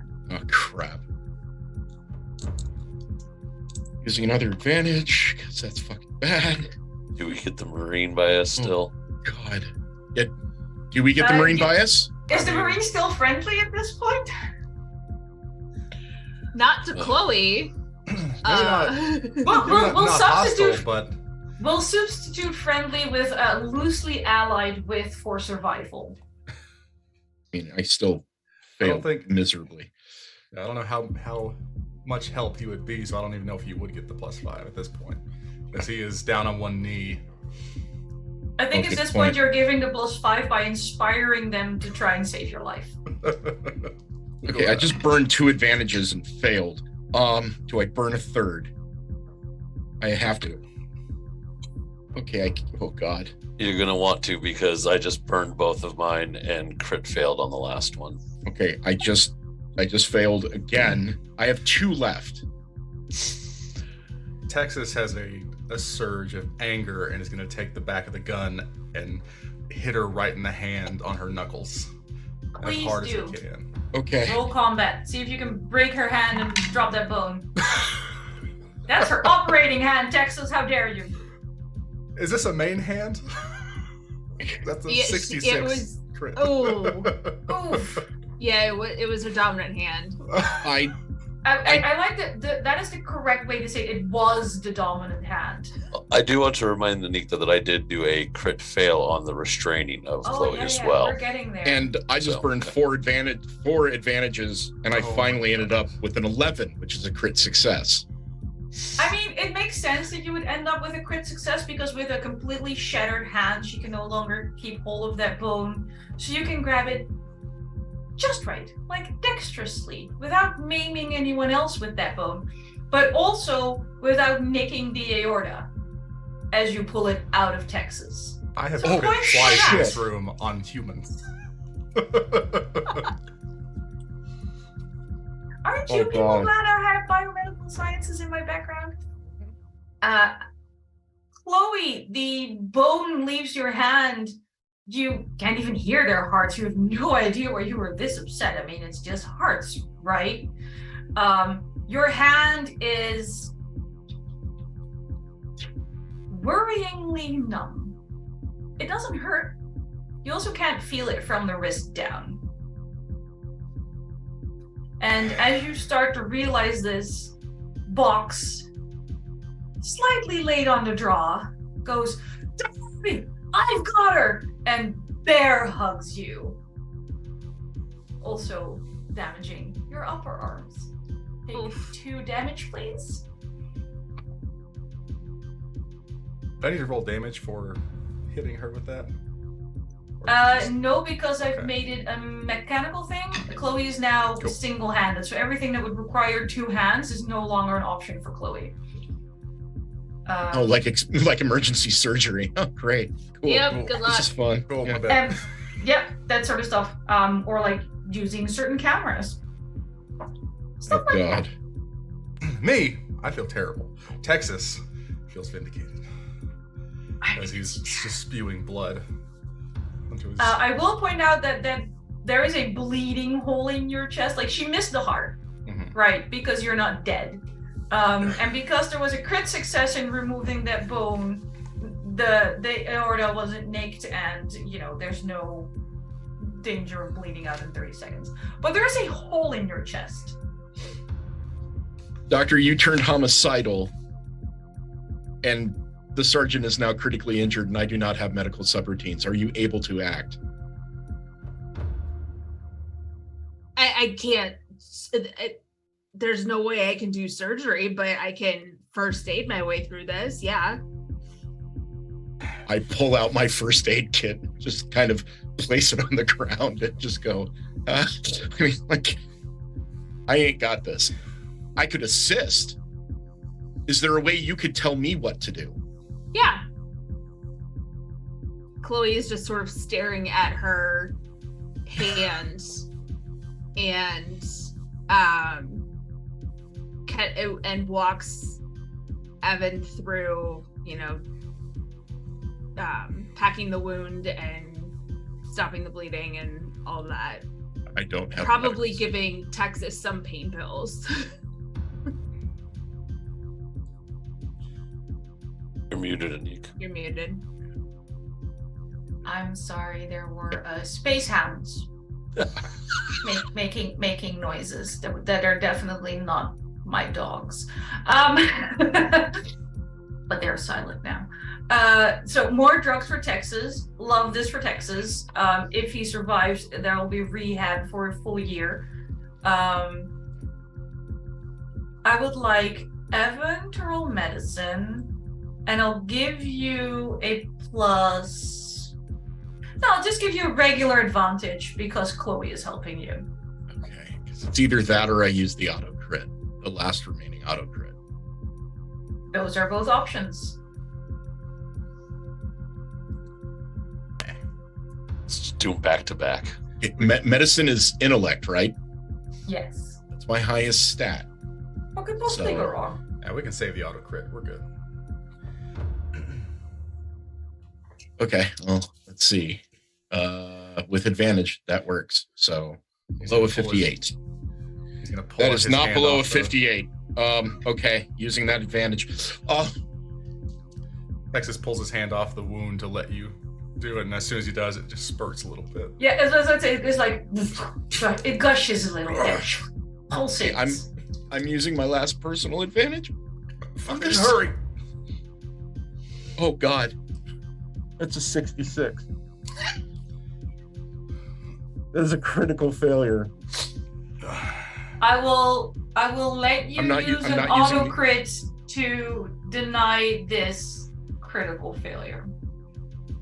Like, if you say no, I want to use an auto crit, I won't like make it cancel the critical failure. I'll let you have it as an auto crit. I have kind and generous. I have nothing left. Yes, then auto crit it. Yeah, have to. Like, there's no other option. Have to. Yeah. Oh crap. I'm not using those dice anymore. My pickle dice are retired. I remember hearing something similar last time, so I don't know how many dice you still have to like burn. I'm now working on 3 sets instead of 6. I mean, it's fine. There's some startup issues. Chloe, in typical doctor fashion, forgets to dumb down the procedure enough for someone with no medical training and starts talking about intercostal spaces and blah, blah, blah, blah. You're like, I don't have time to WebMD this. Smaller words. I'm an exploratory model, not a physical assistant. Exactly. So after Chloe starts using words with like 1 syllable, clear directions, you suddenly go, oh, put stuff in wound. Gotcha. You might even realize at one point that a properly heated butt of a rifle or front end of a rifle can cauterize things. And Great, this is going to hurt, Sergeant. Considering the amount of painkillers Chloe just put him on, nah. But Texas stops bleeding to death. Well done. I'm afraid in my limited condition that this will scar. Just turns and looks at Chloe. Sorry. I assume I don't heal any from that. Don't know why I did that.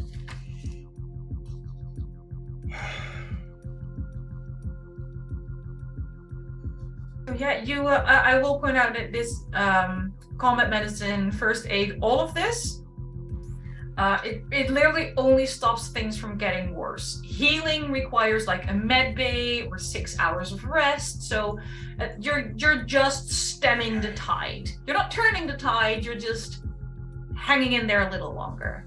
Fingers in the dam. Yeah, metaphorically.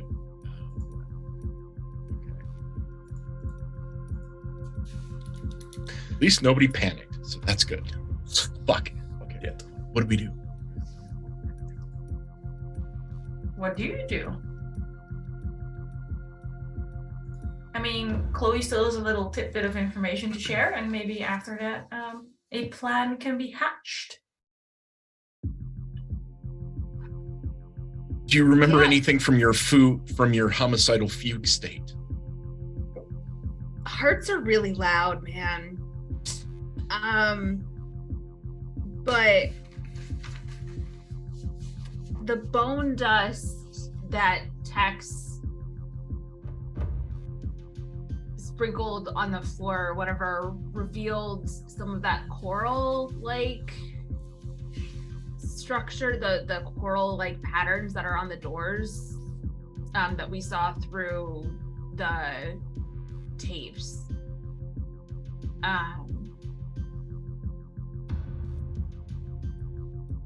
On the floor. And clarification, did it reveal the growth, or did it grow from the bone dust? It's a good question. Anniek, which was it? Revealed. Like I said, kind of like fingerprint dusting. But only under the effects of the bone, not to anybody else. I mean, now that she points it out, you can make out a weird growth. under that bone dust, but it doesn't look as, I was going to say cool, but you might hate me. It doesn't look as fucked up alien tuberous growthy. But it definitely covers something that would normally be invisible. It's like powder coating the invisible man, right? You see like an outline.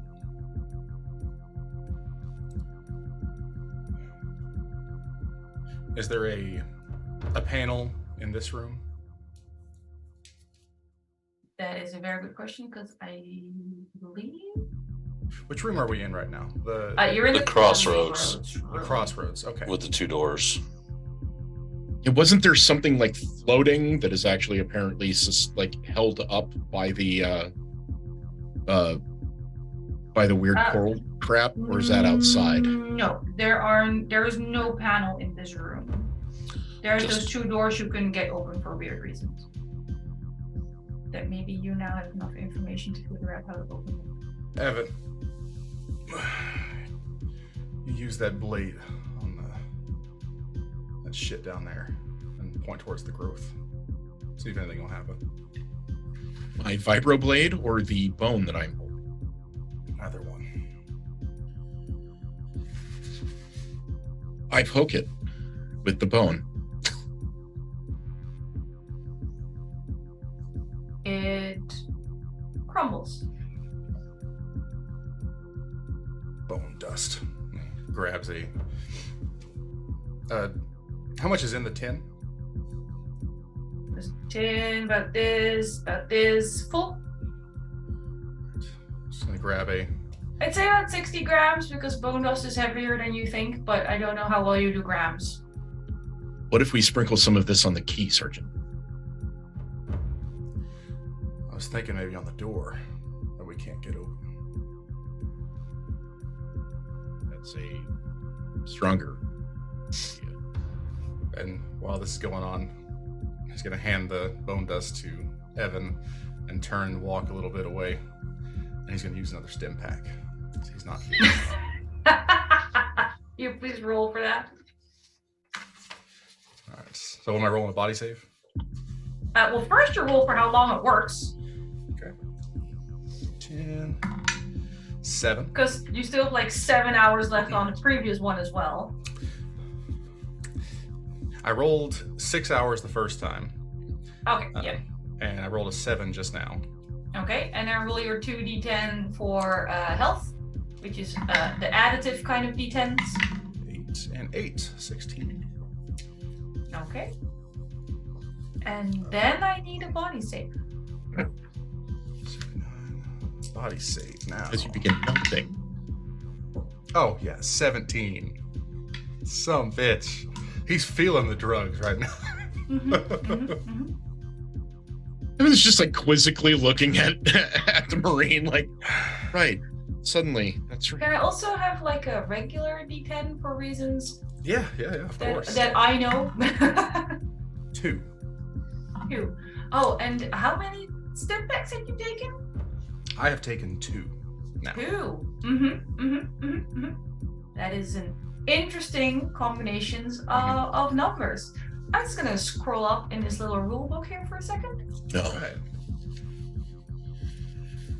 He's just breathing heavily over on the side of the room, leaning against the wall. Being the only non-organic, I do believe I have to be, what is the proverbial term? A guinea pig? I went check. So you lose a health. Okay.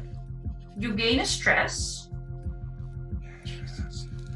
All right. And all because the stim pack gives you advantage on like combat or bonus points to combat and stuff. Mm-hmm. All the non-combat stuff you have disadvantage on for the next 10 minutes. All right. While your body struggles to adjust to the amount of chemicals you're pumping it full of in an attempt to keep going. Yeah, it's a good thing I'm holding that bone, because my heart would be just fucking going. You are physically unwell.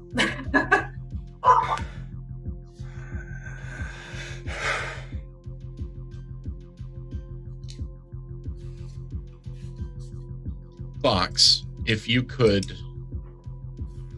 be between me, the sergeant, and the doctor when I attempt this. Sure. I am afraid you are the only organic here that is not currently afflicted by either wound or stimulation. Oh. Box has a stim in him, but not lunacy size. I don't think I saw you take a stim pack. No, I got it. Texas shoved it into me after you cut my legs up. Oh, that's right. Sorry. Right. I am going Right, to... that one time I maimed you. So sorry. Yeah. At least they weren't cut off. I am going to approach the warm door and disconnecting an oxygen hose. Well, actually, I want to ask that.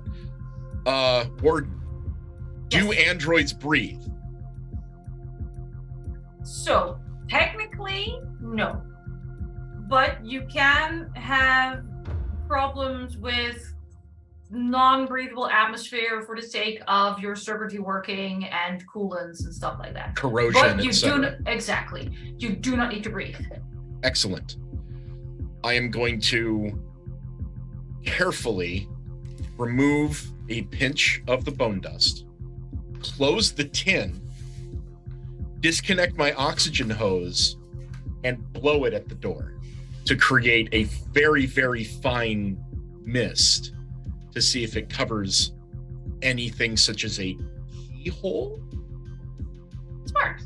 I like it. I'll not have you roll for it because it's really clever.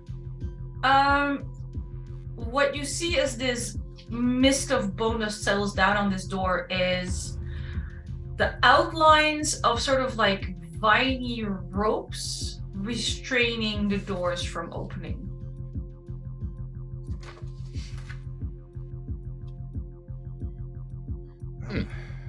Guess that's what's from the video. I look down at the bone shard in my hand and start poking at the vines that are restraining the door.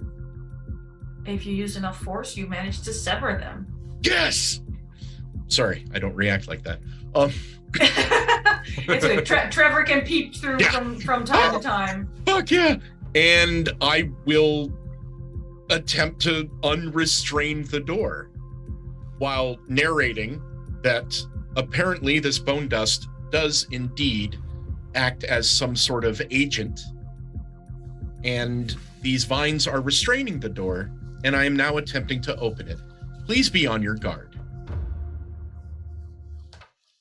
And yeah, I'm gonna start trying to carve the vines away to somehow open the door. You open the door and you see a smooth floor that slopes towards an incinerator. There is a pile of carcasses and remains that include all wet, mushy, normally pulsating gooey bits and absolutely zero bones. It is incredibly hot. And if you thought those crawl spaces smelled bad, well, they were a day on the beach compared to the smell coming from this.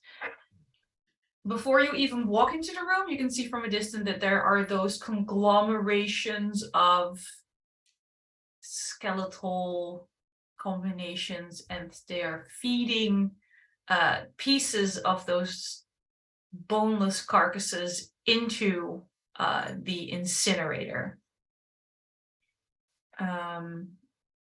Yeah, it's a lovely sight to behold. It's a good thing you're an android.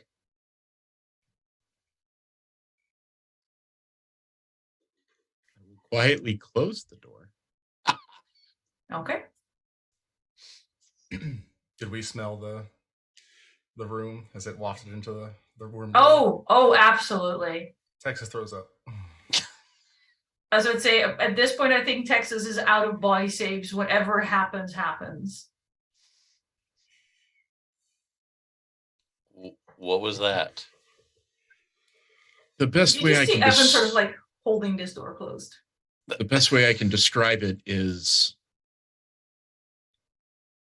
imagine an abattoir that feeds into a small fusion reactor. They are in. Box looks at Chloe like, what? Could you explain to Box what an abattoir is?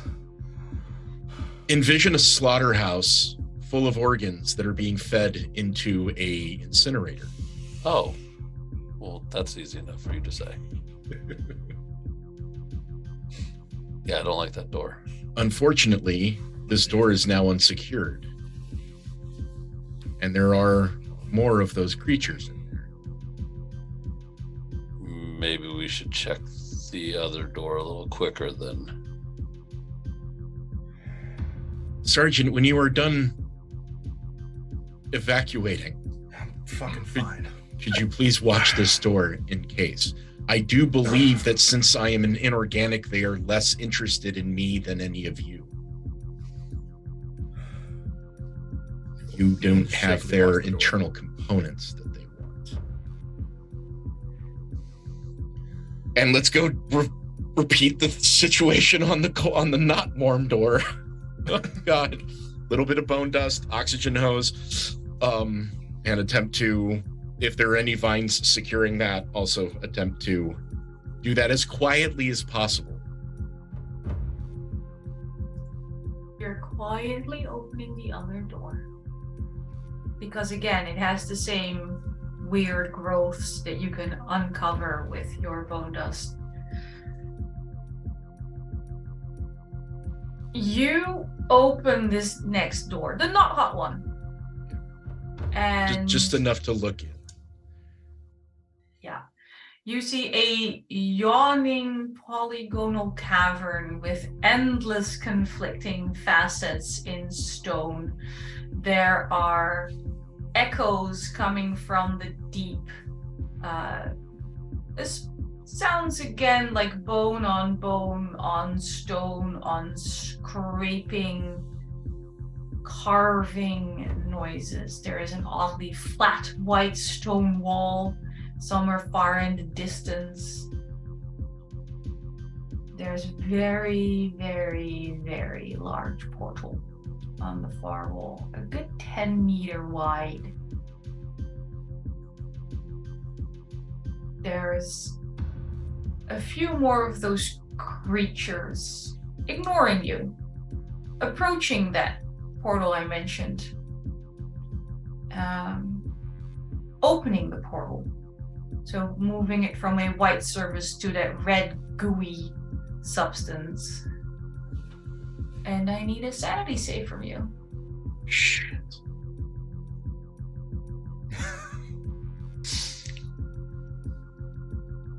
I have no advantages left and no auto crit. Nope. That was a 99. Beautiful. Now You down see, to, Evan. I'm now down to 2 sets of dice. Yep. You take... Christ. You take 18 damage. I'm sorry? You take 18 damage, a 1 and an 8. Crap. And you have to get in that portal. You just have to.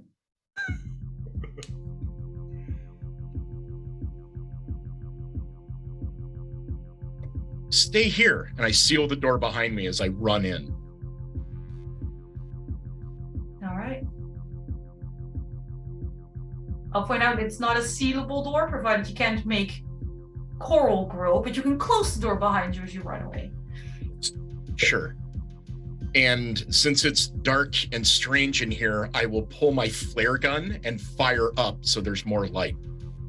Beautiful. That can be seen for 25 kilometers, I believe. Yep, no, that is easily enough to illuminate most of this place. Mhm. All right, let me roll things to see how badly this is going to go for you. Probably Okay. extremely. The good thing Made is, a son. Okay. fear saves 85. I mean, there has to be enough left of you to roll a fear save. That's a good I point. want speed tests from the party at this point. Is it contested? Yes, it's you versus them. Okay. Most under your speed wins, basically. Failed. You're a little bit slow to react. Failed, but I'm gonna use an advantage. All right. I cleared my speed by 32. I cleared my speed, that advantage, I succeeded by 1. Okay. I burned an advantage from a 99 to a 90. Oof. Okay, so we'll be going Evan, Chloe. How badly did you fail Box? By 5. All right, so Evan, Chloe, Box, Texas, I failed it by 70. Jesus. which is impressive.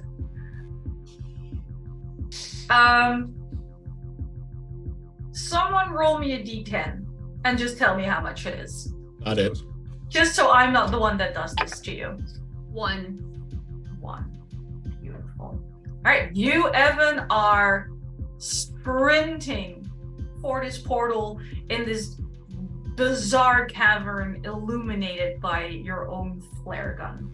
Speed is a 53. I rolled a 21. I cleared it by 32. You are hustling. It will take you more than one turn to get there. That's fine. So your entire turn is running. And you have 2 actions a turn. So you run a lot. Run and run. Run and run. All right. You're Hopefully not there yet. Whatever's in there is looking at the flare and avoiding the sprinting android.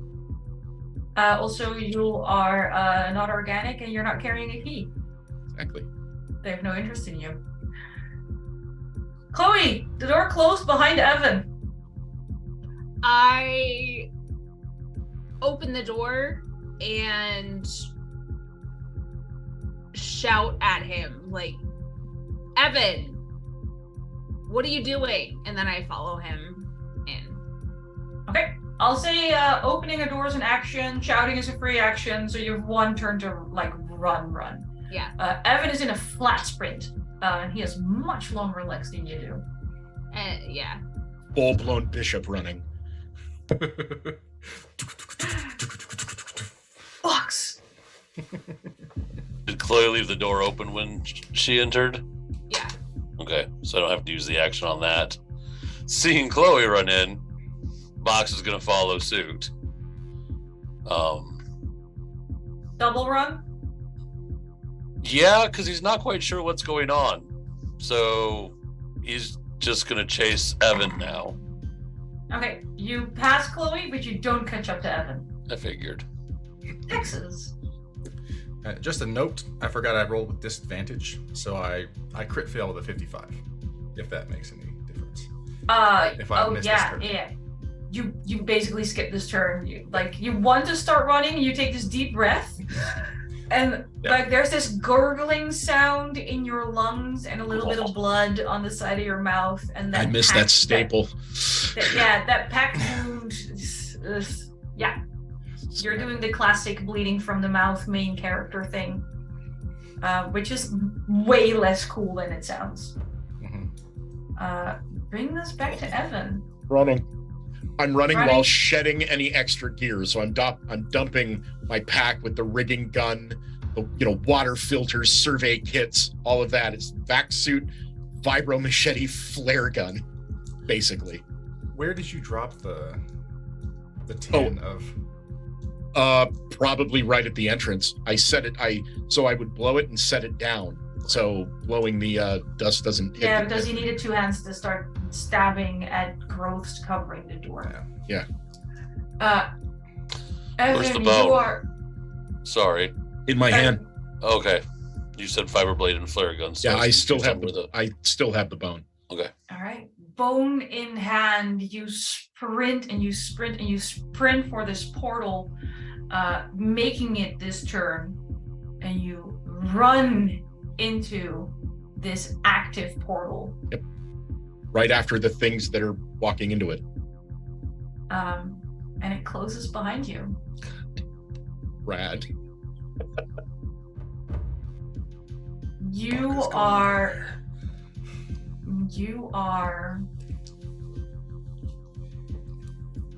You don't know where you are. I mean, you've certainly never been here before. It's not part of any room in this structure, not part of any planet you've previously traveled to. You're a smart little robot. You're pretty sure this isn't part of your normal dimension. It is.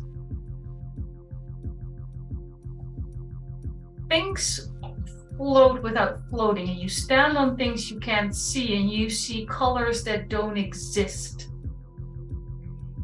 in every direction. 360 hamster ball style vision. No law of physics that you have ever had to obey applies here. A bad thing to say to a robot. I need you to roll on the panic table with disadvantage. Oh shit. Okay. But so it's 2d10 additive, Yes. and I take the lowest or the highest if it's The disadvantage. lowest, because you have to be under your stress for it to go horribly wrong. Okay, well my stress is at a 2. So let's see, that's a 53. Well, Additive. no, wait, an 8. Oh, yeah, so that's an 8. Oh, that's right, it's additive. There's always a chance. 'Cause that's why your stress starts at 2. Yeah, and Mothership is a 1 to 99 score, right? So a 10 Yep. would be a 0. Yes, we don't do 100. It's not a number we accept. Oh, okay. So that would be a 1. Nice. A 1, you say? Never say never, my precious children. And I don't have an advantage nor an auto crit is available. Nope. Well, an advantage wouldn't work anyway because that would just You're be a a straight disadvantage. roll. Yeah. Yeah. Would you like to roll 2d10 additive for your Android panic table? Okay. Shit. I have it open, so you don't have to pull it up if you didn't already. Yeah, I can't find it. Okay, So I have it open. So that's additive plus my stress. Yes. Okay. My stress is still 2. So Weirdly enough, panicking doesn't stress you out. I don't know how that Okay. works. plus my stress would be a 21. I rolled yeah. Beautiful. No, sorry, Uh, 20. 20. It would 20. be a 20. Yeah. 9 plus 2. Evan 6 is now nihilistically worshipful of the source of danger. I'm sorry, what? So the source of danger is the dimension you're currently in. It's too beautiful. So everything you do in here has disadvantage. And every time you fail a save, you gain a phobia. Oh God. How's Evan doing right now? Not good. Okay. Let's just- Nihilistically worshipful of the danger? yeah, I'll put it in chat for you while the rest figures out what they're gonna do, considering they're looking at a closed portal and no robot. Who has the key? You do, I think. Uh-huh. Okay, yeah, that's what I thought.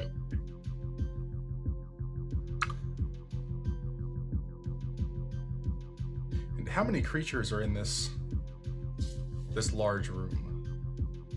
Currently none, because they all walk through a portal. Okay.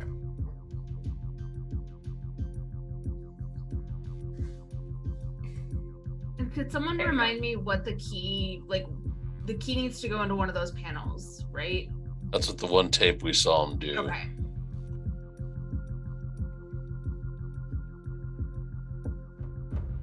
Considering the fact that you were running against Evan and Evan is no longer in play, we can stop our version of initiative, and you can act as desired. Is there anything else in this I don't room? have a cool graphic for this area, so we'll just zoom back out to the structure.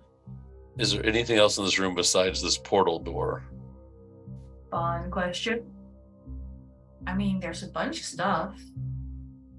Are you spending a lot of time looking around or a little time looking around?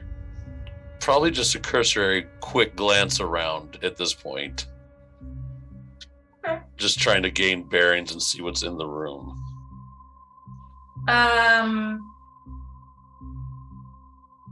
There's a tape.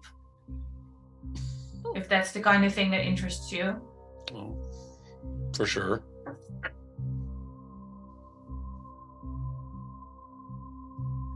Other than that, it's one of the cleanest rooms so far.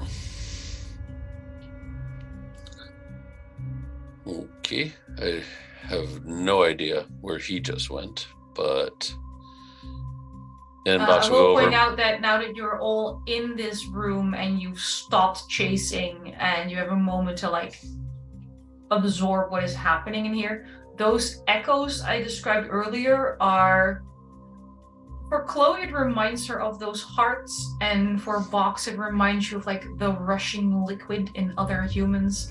And honestly, Texas just has very little reserves left, so I need everyone to make a body save.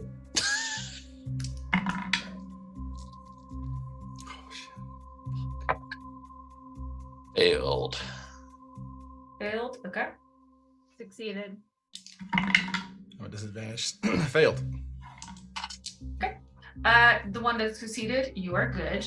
The ones that failed, feel free to add 4 stress. Oh. Texas, what you sitting at? Where the fuck did he go? Into the portal, I think. Yeah, right through there. Is there a panel or anything for us to look at? There is absolutely a panel. Maybe well, we should. Yeah, it's a larger panel than the other ones, but you assume it's the same deal, right? Maybe we should look at what's on this one, and Box is going to pick the tape up and get the viewer back out, and he'll hold it for Chloe since he feels bad for hurting her arms and her hands busted up. Yeah. Yeah.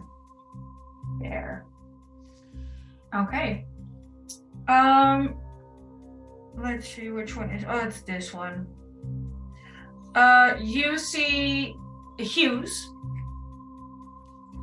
missing a leg, being dragged by Falsey through a room full of stone tables. I think you called it the cleaning room, where they, the clean the skeletons from all the gunky shit that all those organics like to carry around with them. They enter a chute, the one that you managed to avoid. As the shot sort of pans away from that chute to show you more of the rest of the cleaning room, you see a focus on those bone growth creatures that you've been fighting, only instead of bones floating in empty space, you see that those bones are being supported and manipulated by that corally stuff, which seems to be what fills the space in between. So it is the coral growth that puppets all of these bones.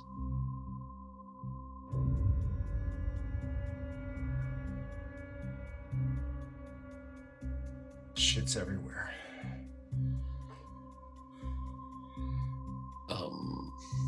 I think I could care less about the camera.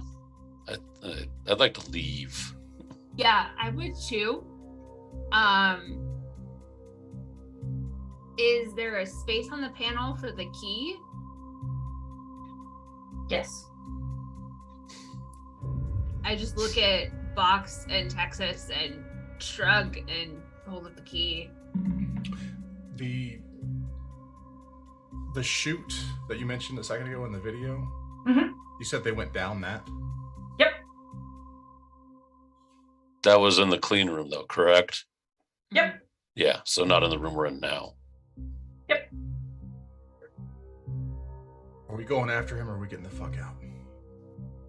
I don't even know. I don't Maybe know that's if that's- out. Yeah, I don't know if those are two different things. Who doesn't say that this is out? I have no idea. But I know there's a bunch of that other crap back where we came from. So, helping you out a little because there was more time between these sessions than originally intended. On one of the earlier videos that showed one of the doors, one of the portals, it focused specifically on what seemed to be a number of lines at the top of the portal. That portal had 4 lines at the top. How many lines does this portal have? Can't see because son it of a was gun. on That's right, the camera. Because it was on the tape and you don't have Yeah. the camera. And Does isn't the the portal key- like 10 meters high? Wide. Oh, wide. Okay. But Does the yeah, key have any pretty kind of much. marking? You can stack people. Sorry? Does the key have any kind of marking on it? No, it's just a pentagon. Oh. Do you think that opens this thing? I think it opens something, and I think we need to get the fuck out of here. You know, we have 1 out of 3 objectives complete. We have some tapes. Did not recover the camera, and did not recover we found the crew, but they're not alive. You found 3/4 of the crew. Yeah, found 75% of the crew. It actively Pass contributed to fail. the death of one of them. Yeah. And Chloe will put the key into the shape. A portal activates. Does this portal activate or just a portal activates? This portal activates. Okay. The one in front of you. I mean, I don't know what else we do. Throw a wrench through it. With that cue, like literally Box almost had his hand instinctively on one, and he just hurls a wrench through it. And laughing, like a snide laugh at Tex when he does it. It's like throwing a wrench into jello. You hear that gooping noise and it passes through. Well, I don't think it could be worse than the last one we tried to do.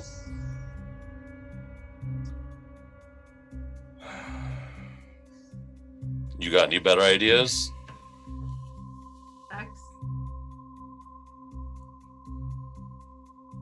No. Box steps through. Chloe steps through after him. Texas hesitates and looks towards the key and remembers the door in the cleaning room, or the sound of the portal.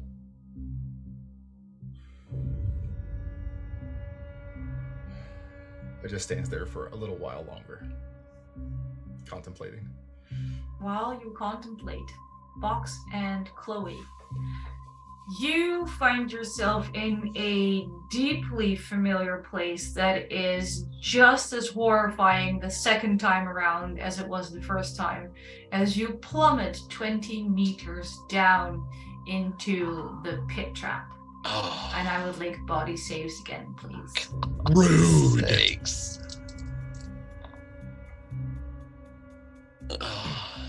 Fail. I got a 1. Look at you. Beautiful. Nice. Chloe lands on Box. Pretty much.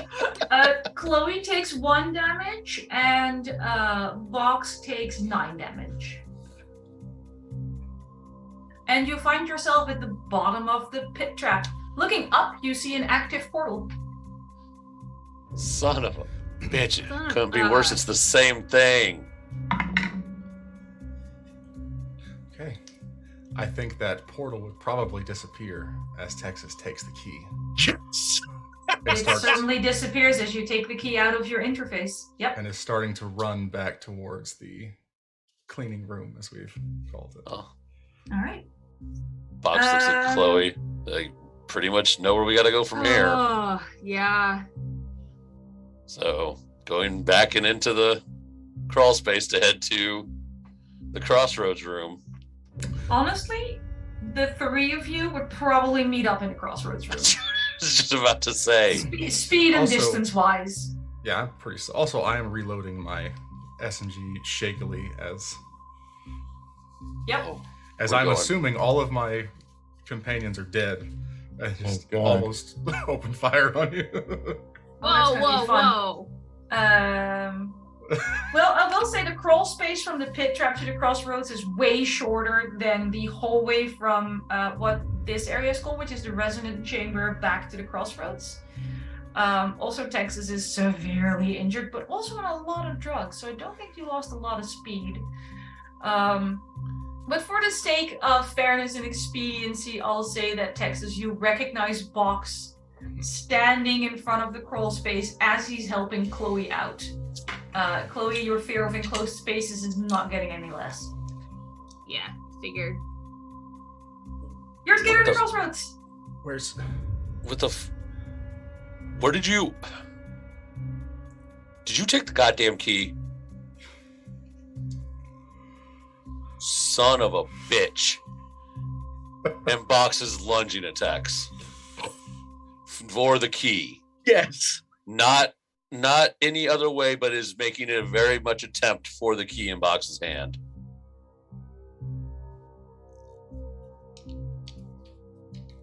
As the party falls apart. Texas is just yelling, "Where's the fucking android?" As you're lunging at him. Oh no. 'Cause he thinks you went to the same place. We felt like Box isn't even, he's pissed and he's just going for the key. He can hear Chloe talking, so he can let her do the talking. He wants the key. All right. I'll point out in a chat message to Evan that he did not see a wrench. I'm just busy. Or a portal. I'm just busy trying to scrape mathematical equations to try and figure out this non-Euclidean space that I'm currently in. Just obsessed with it. Yeah, you are mentally no longer a functional android at this point. Just doesn't make sense. Doesn't make sense. Doesn't make sense. Doesn't make sense. But back to the land of the living, we have roughly 10 minutes to get out of this hellhole. Give me the damn key.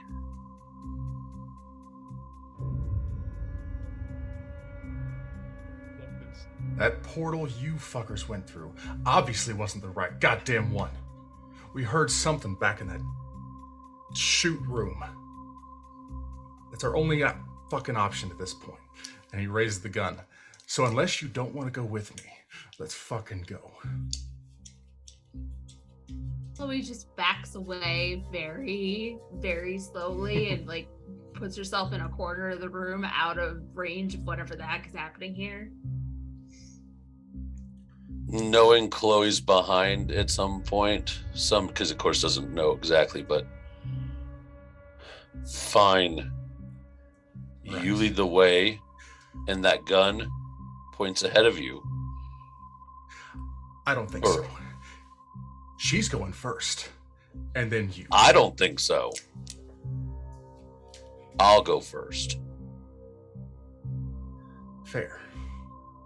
And he'll towards the. That's the second D10 I've lost under my desk. God damn it.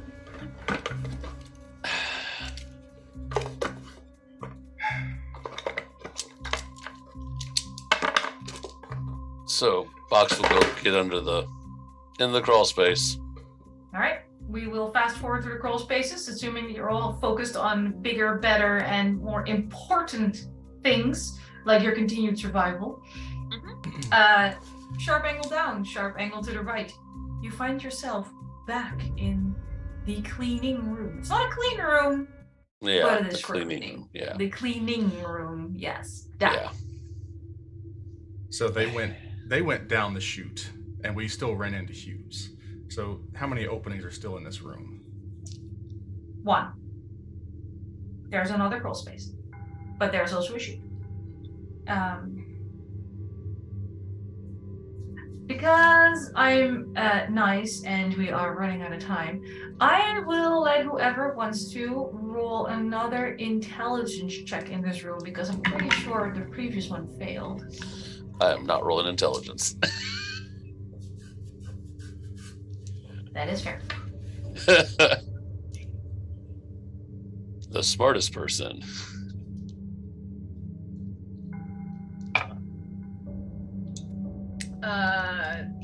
Fail, but I'm gonna use one of my advantages because we are out of time. No. My That's camera also fail. apparently agrees. God.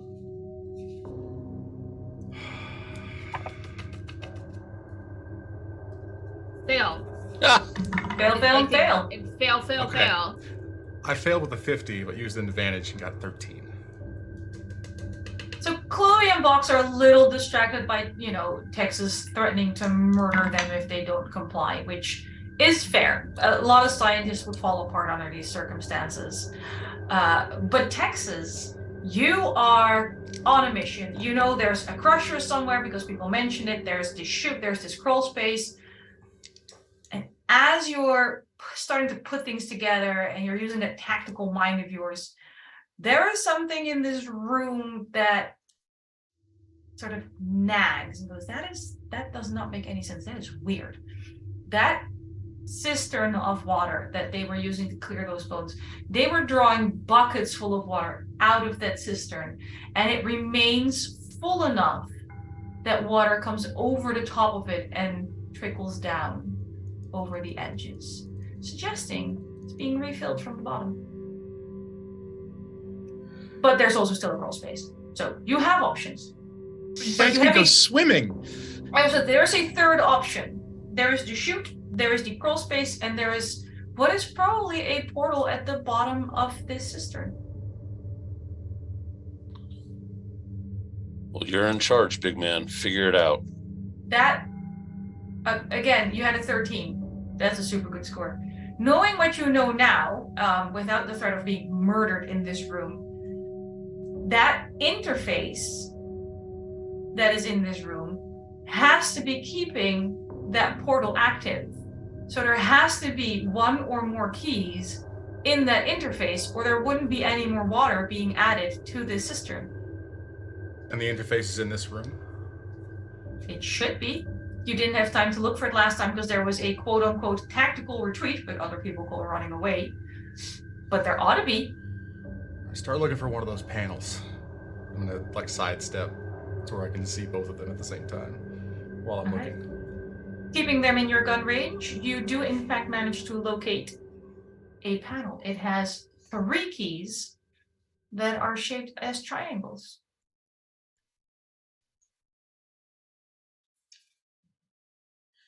I'll motion to Chloe and point it out to her. Then I'll back away to where I can still see them. I move forward. And examine the keys. Is there any and the panel that they're attached to? No, they sort of like, if you put a key in the interface, it sort of sinks down to be level with the interface, but if your hand goes near it, it sort of lights up and you can pry them out. Okay. I pry out one of the triangles. The water in the cistern stops overflowing. I put it back in. Water comes back on. Okay. So there is a portal open at the bottom of the cistern. And it's being activated by 3 triangles. And no other panel will fit those triangles. All panels, how to put this? So assuming you like put this, you still have the pentagon key nearby. If you put that near the panel, it will make a shape in itself to accept a pentagon as well. They're not like keys with one particular lock. The interface is malleable and it will take whatever combinations of keys you want to put in. There's just a question what the right combination of keys might be for the portal you want to go to. Will it fit the pentagon and the 3 triangles? Yes. You try to put them all on there. I hold up my hand for the pentagon key, which Tex has. Hand it to her. And I put it near the panel and then into whatever shape appears. Okay. The water stops. Does the gurgling sound of the portal stop? Yes. You basically get like the mental version of a invalid address. Like you dialed wrong on the Stargate. Got it. So it won't accept the pentagon and the 3 triangles together. They are accepted in the interface, but it hasn't done that little glossy thing that lets you know this makes a portal that goes somewhere. Okay.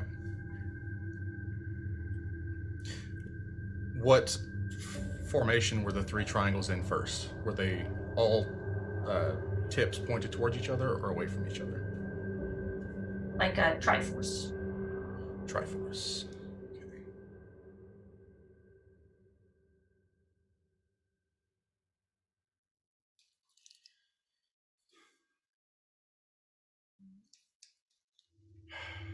I'll point out though, because I see where you're going and you're looking for like shapes. Because of the way the interface interacts with these keys as you put them in, like you can just slide them around. Like if you want to play Tetris, then that is fine. It is not the shape in which you place these keys. It is something else that constitutes an address.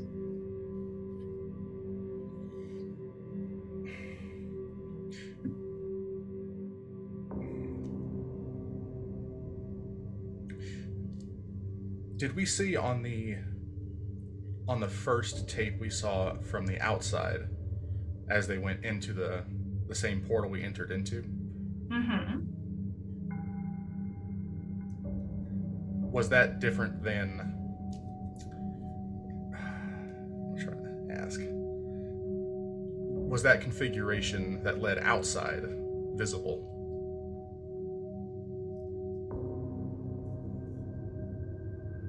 On the tape? Not on the interface, because they had just the pentagon on the interface, which is what led them into the pit trap that you ended up in as well. You can try and... There is a setting on your lens playback unit that if you spend enough time with it, you can like go frame by frame and try and see if you can see the address or anything on the actual portal.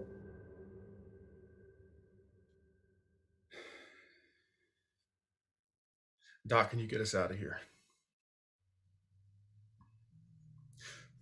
I got nothing.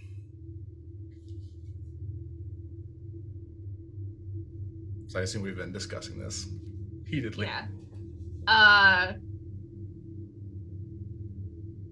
I think so. Can you pull up the first tape on the playback thing box? Ox takes the bag with the playback unit and just chucks it at Tex's feet. Reach down with one hand, keep the other hand kind of up with the gun, and we'll clumsily pull that out and try to hand it to her. Well, Chloe has one functional hand, so she's gonna need some help. He'll take the strap of the gun and just toss it to his hip. Thank you. Okay. I want to go frame by frame on the tape to see what if not what combination I need to put in here, but kind of the method of it. Okay. You settle down sounds too relaxed. You're still incredibly stressed, but you go frame by frame because they focused mainly on like that shot of the interface, right? And there was like just a quick pan across that portal. So you really have to, every time you pause, it's like just past, just before. So you're really struggling with one hand and on the floor, and Tex is holding things for you, and you're just trying to aim for just that split second that they panned across the view of that portal. And after all, you do in fact manage to do that. And there are 12 vertical lines on the top of the portal.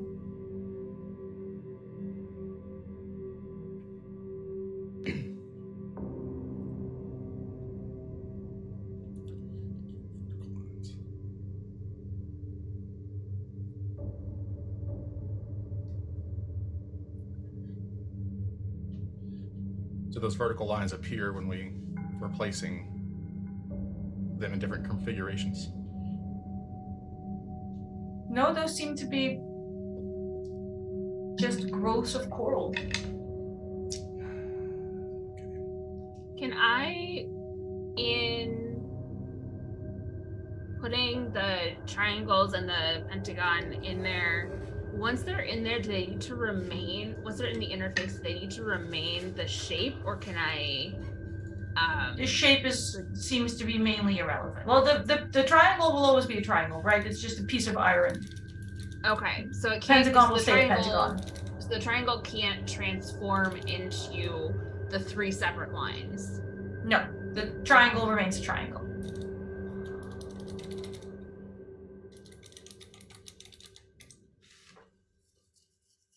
I'd like to remind all my players to periodically check their messages.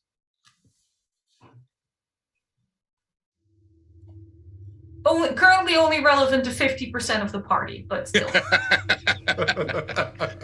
I don't want to call out exactly who. 50% of you need to check your messages.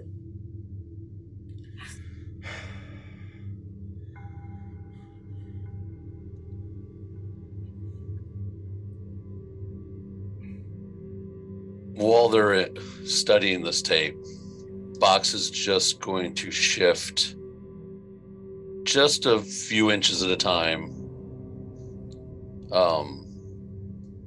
to make sure that Chloe is not between him and Tex right now while they're viewing it. Okay. And he's intently watching them. All right. You got it yet, Doc?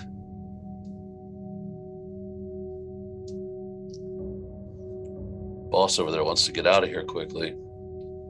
Sara does not have a clue, but Sara can roll another intelligence check to buy a clue from the DM. All right. 99 crit fail. God. What even are keys? You know? Texas is just going The to DM will give you nothing. I helped you enough. He's just going to start sliding them around, trying to get some kind of configuration. Sure. It's like, what's that word? Kinetic sand. Slides all over the place. And he's just starting to panic and fuck it. And he's going to put in the original Triforce that had the water flowing. All right, water starts flowing again. You hear that gurgling sound of an active portal. And he's going to toss the camera towards Box. It requires both hands. Just lets it fall on the ground. And he's going to dive into the well. Beautiful. Go into the cistern. It's not necessarily a very deep cistern, and at the bottom of the cistern you see a red gooey portal. Gonna sink and swim down.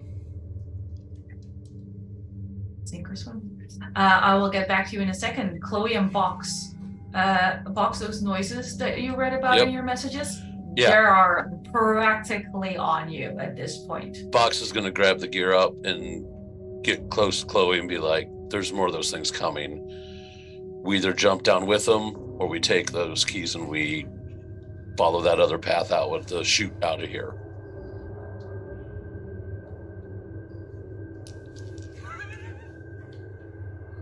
If we take those keys, he might not even get to it in time. That's his problem. Yeah. With that, as soon as Chloe says that, Box is literally grabbing those keys off of the interface. And the chute was somewhere in here, correct, DM? Yep. I want a speed check from Texas to see if you make the portal or not.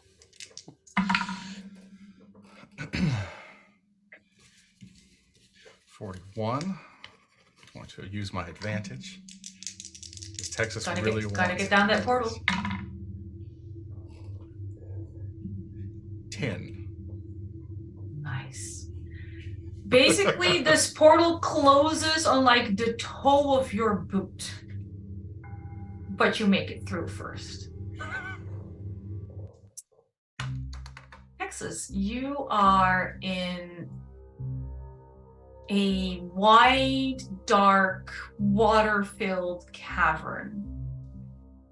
And as you enter this, you don't immediately find a place to come up for air. You take an additional 2 stress and immediately roll a panic check. You didn't put their helmet back on. Nope. Not since the first crawl space where he puked in it. Okay, panic is 2d10 additive plus stress, right? Yep. Okay. Stress is up there. Stress is pretty high. 36. I rolled 2 10s plus 16. Holy shit! I just say his stress is damn near 20, I was thinking. The Texas story is nearly complete. Oh, yeah. Man. Oh my god. Who even needs oxygen? Am I right, organoids? As I'm panicking and looking around, do I see anything at all? Or is it too dark bring the to see? torch. I dropped mine, so who knows?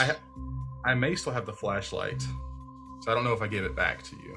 No, you didn't, because I had my flare gun and the machete out. So yeah, you still have the flashlight. It wasn't in my gear when I dropped. So it. I quickly look for the flashlight. The gun falls to the side and starts sinking. Sure does. With the flashlight, though, you can find the tiniest of air pockets. And you, manage to breathe a little bit. And I will point out, there are 3 active portals at the bottom of this cavern. Box and Chloe. I'm shuffling Chloe and we're headed to the chute wherever it's going to go. Mm-hmm. Heading for the chute. Beautiful.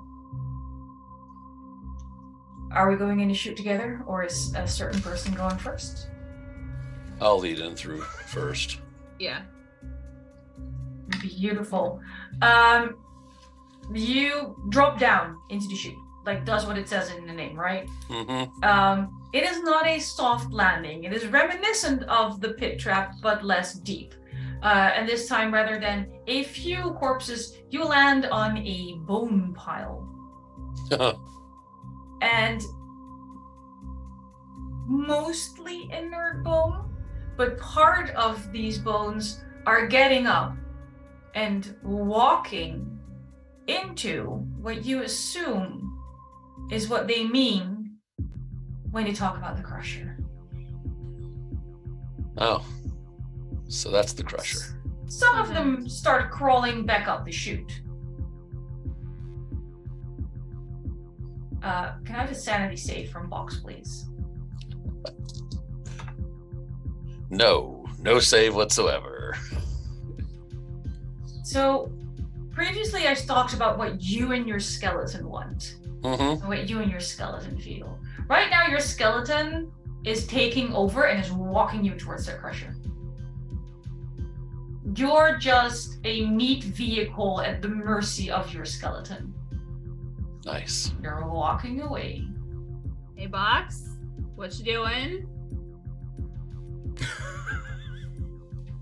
Do I have like any coherentness of this, or am I just like in that skeleton mode that like? No, you are aware of what your skeleton is doing to you at this point. Speaking of which, make a little panic check. Because your skeleton is walking you to your death at this point. Which one's panic again? I do. 2d10 additive plus your stress, and you want to get under your stress. Okay. That's hold on, I want to get under my stress or over? Yes, that's why Texas didn't panic with his 36.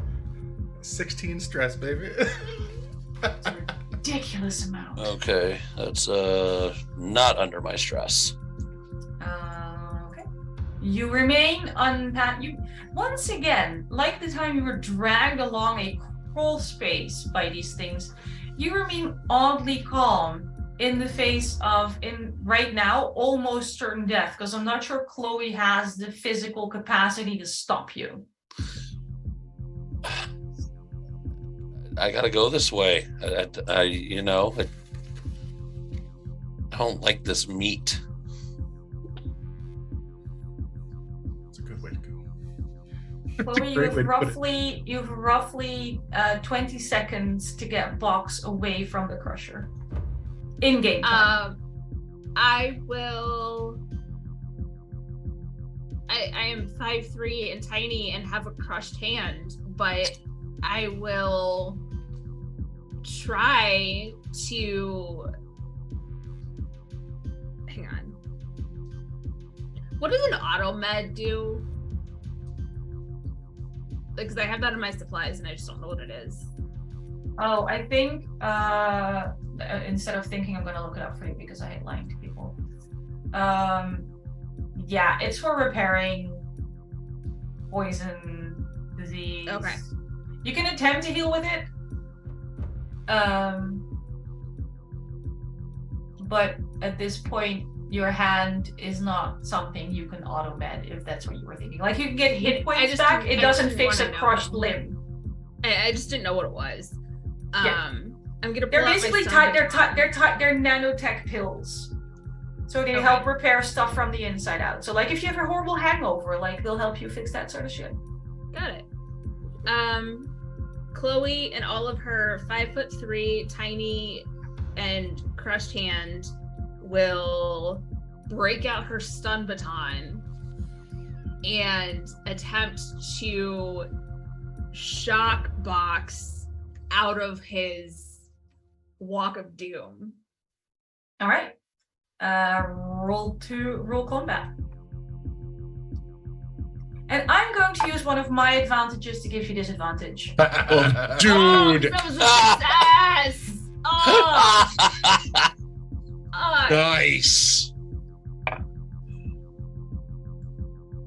Well, I succeeded both times. It was worth a try. It was worth it. All right. In that case, Box, roll a body save. It's going to You know hell. what? You know what? Roll it with advantage. Have fun. I don't have to. I got one. Oh, what a beautiful success. So you break out this stun baton, stab it into Box, but both the psychic pressure of an alien taking over his skeleton and the amount of drugs he's on allow him to shrug it off. Oh, you would have had advantage anyway. You're on stim pack. Well, you got it for... Yeah, I saved, so... Yeah. Yeah. He keeps walking. You've one more attempt to stop Box. Box, you walk another good distance towards the crusher. Don't worry, Box. It'll all be over soon. I try again. with this on baton. Full combat.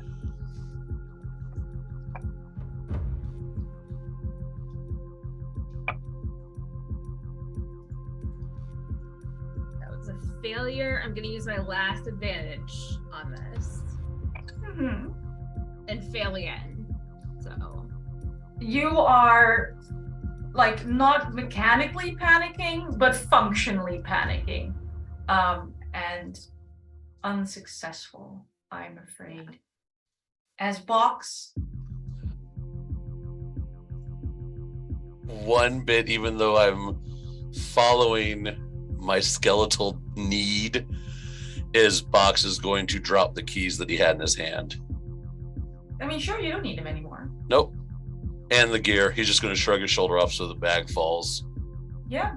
You don't need anything once you're in the crusher, you know? It's everything you need is in there. Everything you is in there. You drop everything. You don't stop to take off the vac suit, right? That would be it's just nothing that slows you down. Just dropping the bag and the off. keys. As you walk into the crusher, where after you are crushed, let's be honest, there is this frenzy of activity as skeletons come to clean the goo off of the crusher, because there's only supposed to be clean skeletons in here. But Chloe, you watch Box be like, at this point it's not a 1,000-piece puzzle anymore. He is vaporized. It is paste, right? Jelly. And I need you to roll a panic save, because watching a crewmate die is not a good thing.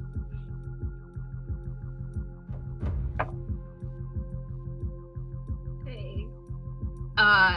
7 and my stress is 5. All right, you keep it together. Sort of. Well, what if they go back to Texas? I'm picking the furthest portal away from me. Like the furthest away from where I came out of. Furthest away from where you came in. Yep. I know which one you mean.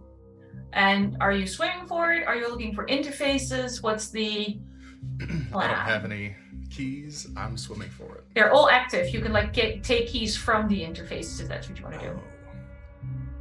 I'll take a deep breath and go down and look and see what keys are there. Okay. On each one. There is one with 2 triangles and a square. And there is one with a single square. And then you have to come back up for air.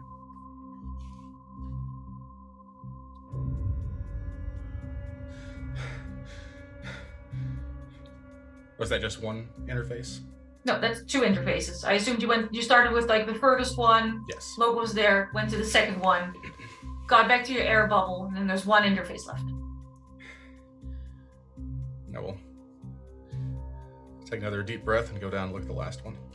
All right, it has a triangle and a pentagon. Triangle and pentagon.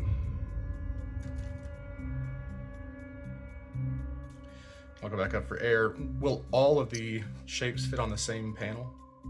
Absolutely. Okay. I'll take them all down to one portal and try to make a configuration that opens a portal. All right, let me look it up.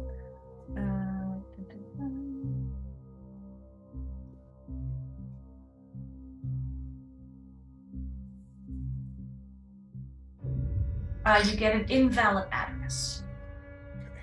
Go back you up. can add all of them. Come back down and try one single of each shape. The pentagon gives you a portal. The square also gives you a portal. But not together, like separate from each other. Right. What about a square? I'll go back up, come back down. A square with a triangle on each side with the flat base on the square. Like with the points pointing outward. Yep, that gives you a portal. Go back up for air, come back down with that one open. Can I hold on to the side of the portal and peek my head in? I'd say yes. Like the first few times you just got completely sucked in. At this point, I think you know you have enough knowledge of how these. It will try to pull you in, so you might have to make a body save. Okay. But you can definitely try to make a body save. And with the stim pack, was it body saves with advantage? Yeah.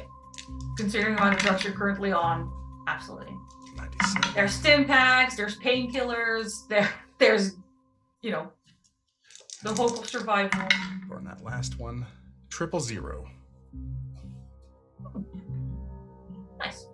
Wow. You Probably managed wasted to that, but not get completely sucked in. You see down into the cleaning room. all right, don't want that one. Go back up. I didn't see them, so I know they abandoned me. They're absolutely no longer there. All right, well, I've go back up, come back down, and put the single. Was it the triangle that had Either a square or a pentagon. square? I'll take the square and do the same thing. All right.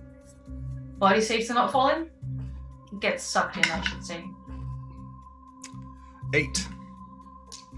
Nice. You're rolling so well all of a sudden. I feel like it doesn't matter at this point. I'm wasting them. I mean, you're not technically wrong. You see stone slabs caked in bone dust. Your face is warm, so warm. You are in the Furnace. kiln. The kiln.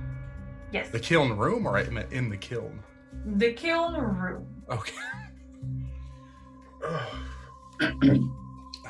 Go back out of that.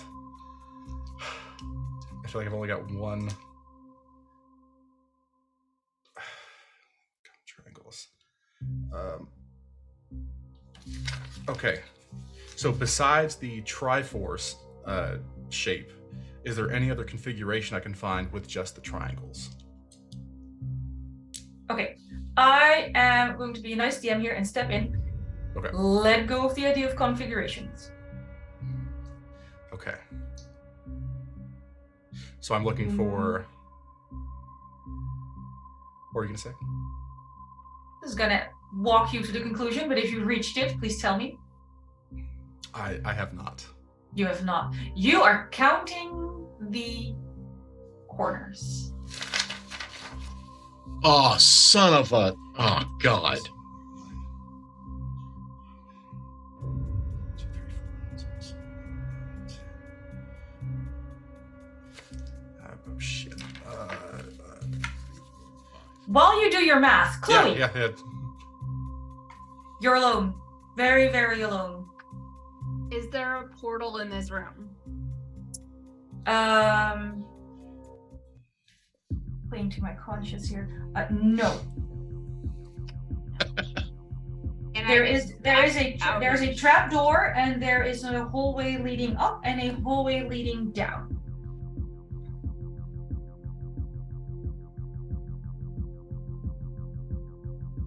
I feel that at this point you've explored enough of this space that I can share the map with you. Ta-da! Carefully Yay. cleansed of any hints to where the portals are. Oh god. Wow.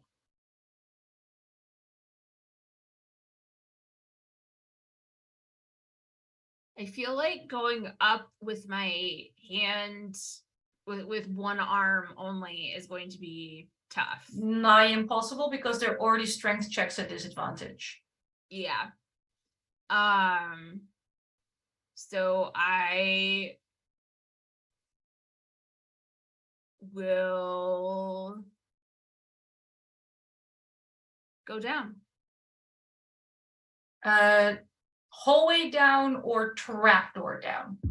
Hallway down. Hallway down. This is considered an incredibly hot hallway because, as you can see on your map right now, you are climbing down towards the kiln, so I need a body save. Oh, first of all, before I go down there, I pick up the keys that Box dropped on the floor. Collect all the keys. Beautiful. Yeah. You said body save? Yeah. Fail. Okay. You took 4 damage from burning hands, wrists, arms, knees, toes, everything. But you make it through. Okay. And you reach the kiln room. Kiln.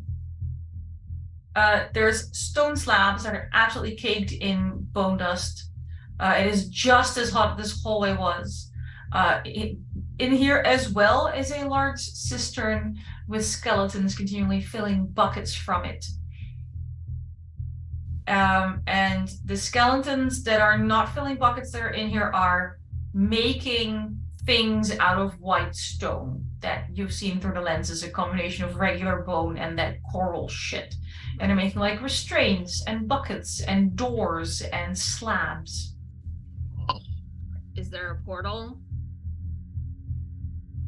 And a panel? There is a portal and a panel, and it's the same kind of situation as previously. The portal is at the bottom of the cistern. Oh, shit.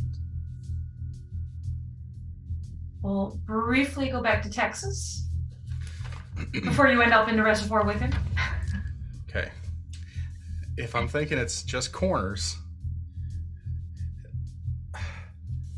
but I don't know if it's going to be the ones that... Okay, I'll just do the pentagon with 2 triangles on both sides for a total of 11 corners. Since there were those 11 markings. 12. Were there 12? I thought there were 11 for some reason. 12.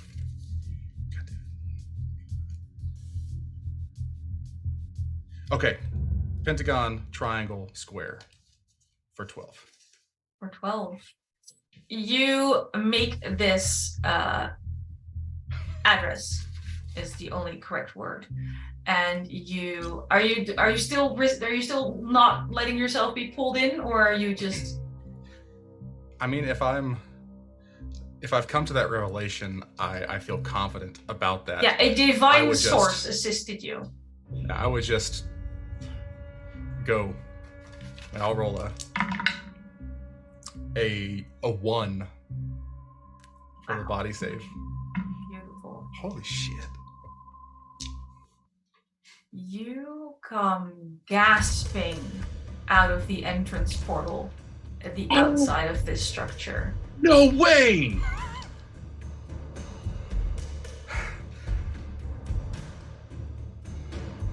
And I will fully come out of the portal. Nice. All right. That'll bring us back to Chloe. Who, if I remember correctly, was in the kiln. Mm-hmm. Making choices. Yep. I will point out you have enough damage and you're carrying keys. Those skeletons are coming for you. I need a speed check. The time to like leisurely think about what you're doing is over. They don't like people who carry keys around. Texas's jump first, ask questions later method was perfect for avoiding enemy combatants. Okay, so my speed check succeeded. Hang on, I'm gonna roll 9, and I'm gonna use my advantage because I want to do better than you. Because a 50% survival rate hurts me. My gear is in there. I have a 4. I got a 38. So I go first. Yes. Can you roll a d10 for me? Sure. 2. All right. So 4 skeletons are coming towards you. And they are going to start grabbing for you. So that means I have to make a lot of these. And you get to make body saves.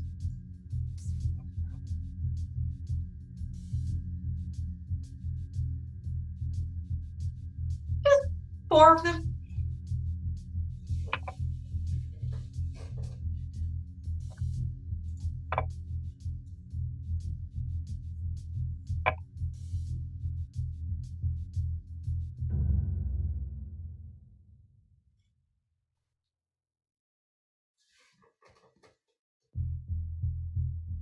Two successes. 2 successes. Other than your keys, are you still carrying anything? No. So I dropped that on the way out of the crusher. So the first one misses horribly because I rolled a 91. And then I get 1 to actually grab onto you. And that is another one to try and grab onto you. And 1 that fails miserably. But this one they're not like going for your body, right? Because when they grabbed Box, they started hauling him towards the crusher. These ones they're going for your keys. I need you to pick 2 keys to give up. The 2 triangles. All right, you are down 2 triangles, and it is your turn to move. I am booking it for the cistern. All right. This isn't like one of those creepy polygonal things. You're not half speed. And I You take can, a breath and into the cistern. jump in. All right. Swim down, swim down, swim down. Make it through the portal because no one's grabbing the keys behind you. You reach that same reservoir that Texas did.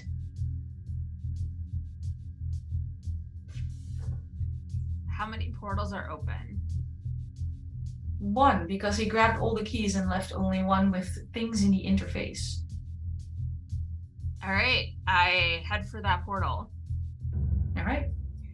You swim down, you keep swimming, and you too manage to throw yourself through that portal and roll out at the entry to the structure onto the asphyxiated body of Texas. Just gonna say that.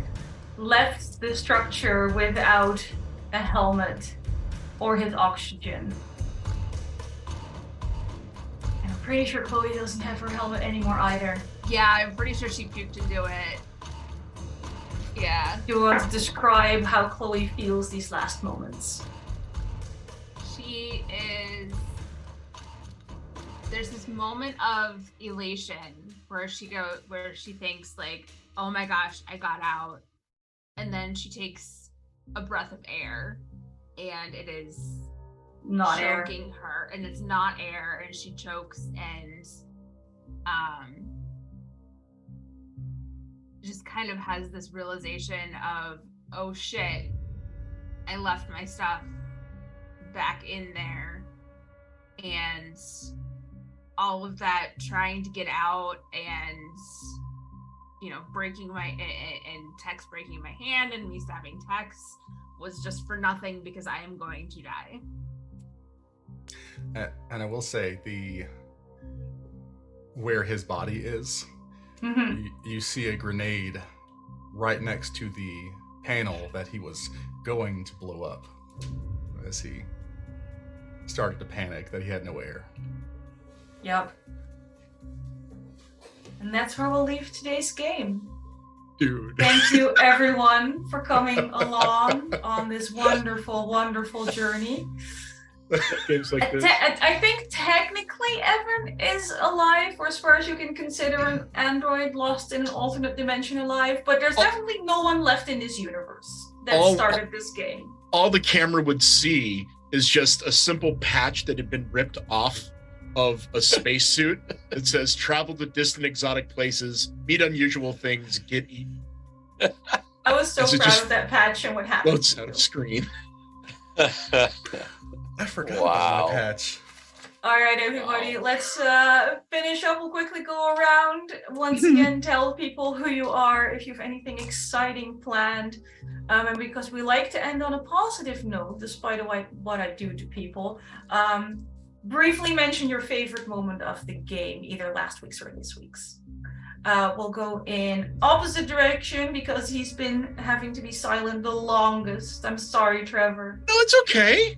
No, I know my place in games. My story had ended. And it really had. Yeah, no kidding. I kept getting these messages. Unless they come for you, you're lost. I'm like, copy. I did send that. I'm Trevor Valley. I'm a professional dungeon master and paleontologist. You can find my schedule and all that on tattoosandbones.com and on Twitter at tattoosandbones. And I'm at -2 Charisma's Twitch channel twice a week on Mondays and Thursdays. In your favorite part of the game? I have to say every time, like there's multiple, but every time Tex freaked out. Because like in my head, I'm visualizing it's 100% like, you know, like an Aliens, like Hicks moment, just like losing shit. And I just stim pack, heart wound, gunfire. It's just, yes. That it's just all of them. Every one of my co-players were amazing.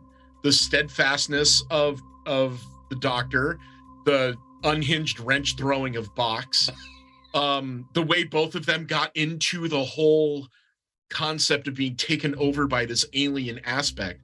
Loved it. I just loved every minute of it. And of course, your wardening, I guess. Yeah, wardening. Thank you. Wardening. Definitely a word.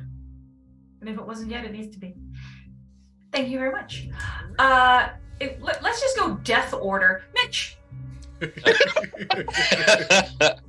Hi, I'm Mitch D. You can find me on Twitter at Mitch_D78. I pretty much just spend my time hyping all my friends that play great games and just want to make sure they all know how wonderful they are. Every now and then I get to do something like this where I get to actually be in the game and experience all the wonderfulness. So I greatly appreciate being invited to it. And my favorite part of the whole game is just Anniek stepping on all of us. Like, we all talk about it at before game and everything, and we know the lines and veils, but we come fully prepared for Anniek to just crush us. And in my case, I got it literally. Literally.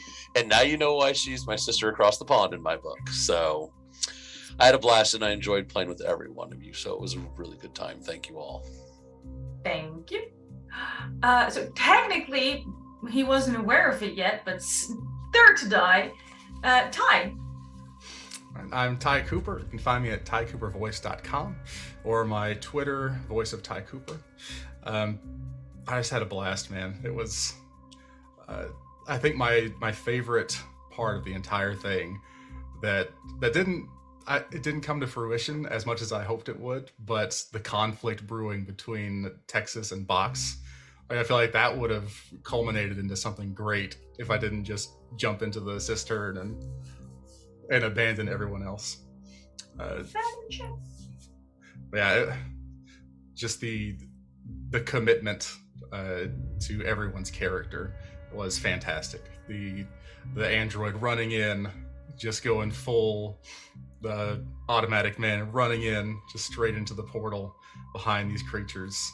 The doctor with the shattered hand, just doing everything she can to keep her friend Box alive. And those last final moments was fantastic. Box, of course, became my nemesis the entire time. and it was just, gosh, the mood and the setting was just fantastic from you. And it's just thank you so much for this opportunity to be a part of it and to experience this little universe. And it was a great time. You're welcome. I like turning my friends into paste. Yeah. Oh yeah, always. Second favorite. Sara. All right. I am Sara. You can find me on Twitter at Sara of Swords. And I had so much fun. This is my first time playing Mothership, and I really like the system. My favorite moment from the game, I have so many, just from Evan sprinting to the portal and then ending up in another dimension, as you do, and the brewing tension between Box and Texas, and then Chloe just finally making it out and stumbling upon the dead body of Texas. Was just, and then realizing that she did not have her own helmet and was going to die. And Anniek, you are a wonderful warden, so thank you. Thank you very much. That leaves me. Huzzah. My name is Anniek. You can find me on the internet at Anniekster. I just remembered I'm actually doing some arty stuff again. I used to paint a lot, and then life sucked and I stopped painting for a little while, and I'm trying to pick it back up again. So I have a website again that is misshippo.net, which is not entirely up to date yet, but I'm actually selling art on a market next week because a friend talked me into it, so I'm going to have to clean it up soon. I do watercolors, nothing digital, just lots of bright colors and happy animal stuff. Like, oddly enough, nothing horror. Favorite moment today? Pointing out that crit advantages are critical successes were available at the right time. I really like it when chat goes, "We're helping!" and I can even hurt chat instead of just my players and just go, "Oh, you're helping." Die. It's just sharing the love. Just sharing the love. All of my players were amazing, but if I can get my players and the people who donated for assistance, it's just like the cherry on top of a horror cake. And I think that's it for us tonight. Coming up on Sword and Key is the Horizons Call Proximus sequel, which is this Saturday, like coming back around the week at 3 p.m. Pacific. Don't ask me what it is in European time. I'll probably be asleep. And then next Sunday, I get 4 more people terrorized in a different system called Trophy Dark, where they are treasure hunters in a forest that doesn't want them there. That will be another 2-parter, so another 6 hours of me tormenting people. We will be raiding out to the initiative order, so stick around and say hi to other lovely members of the community. Stretch, hydrate, and pet your pets if they want to be petted. Consent. I would like to wish everyone a very happy evening.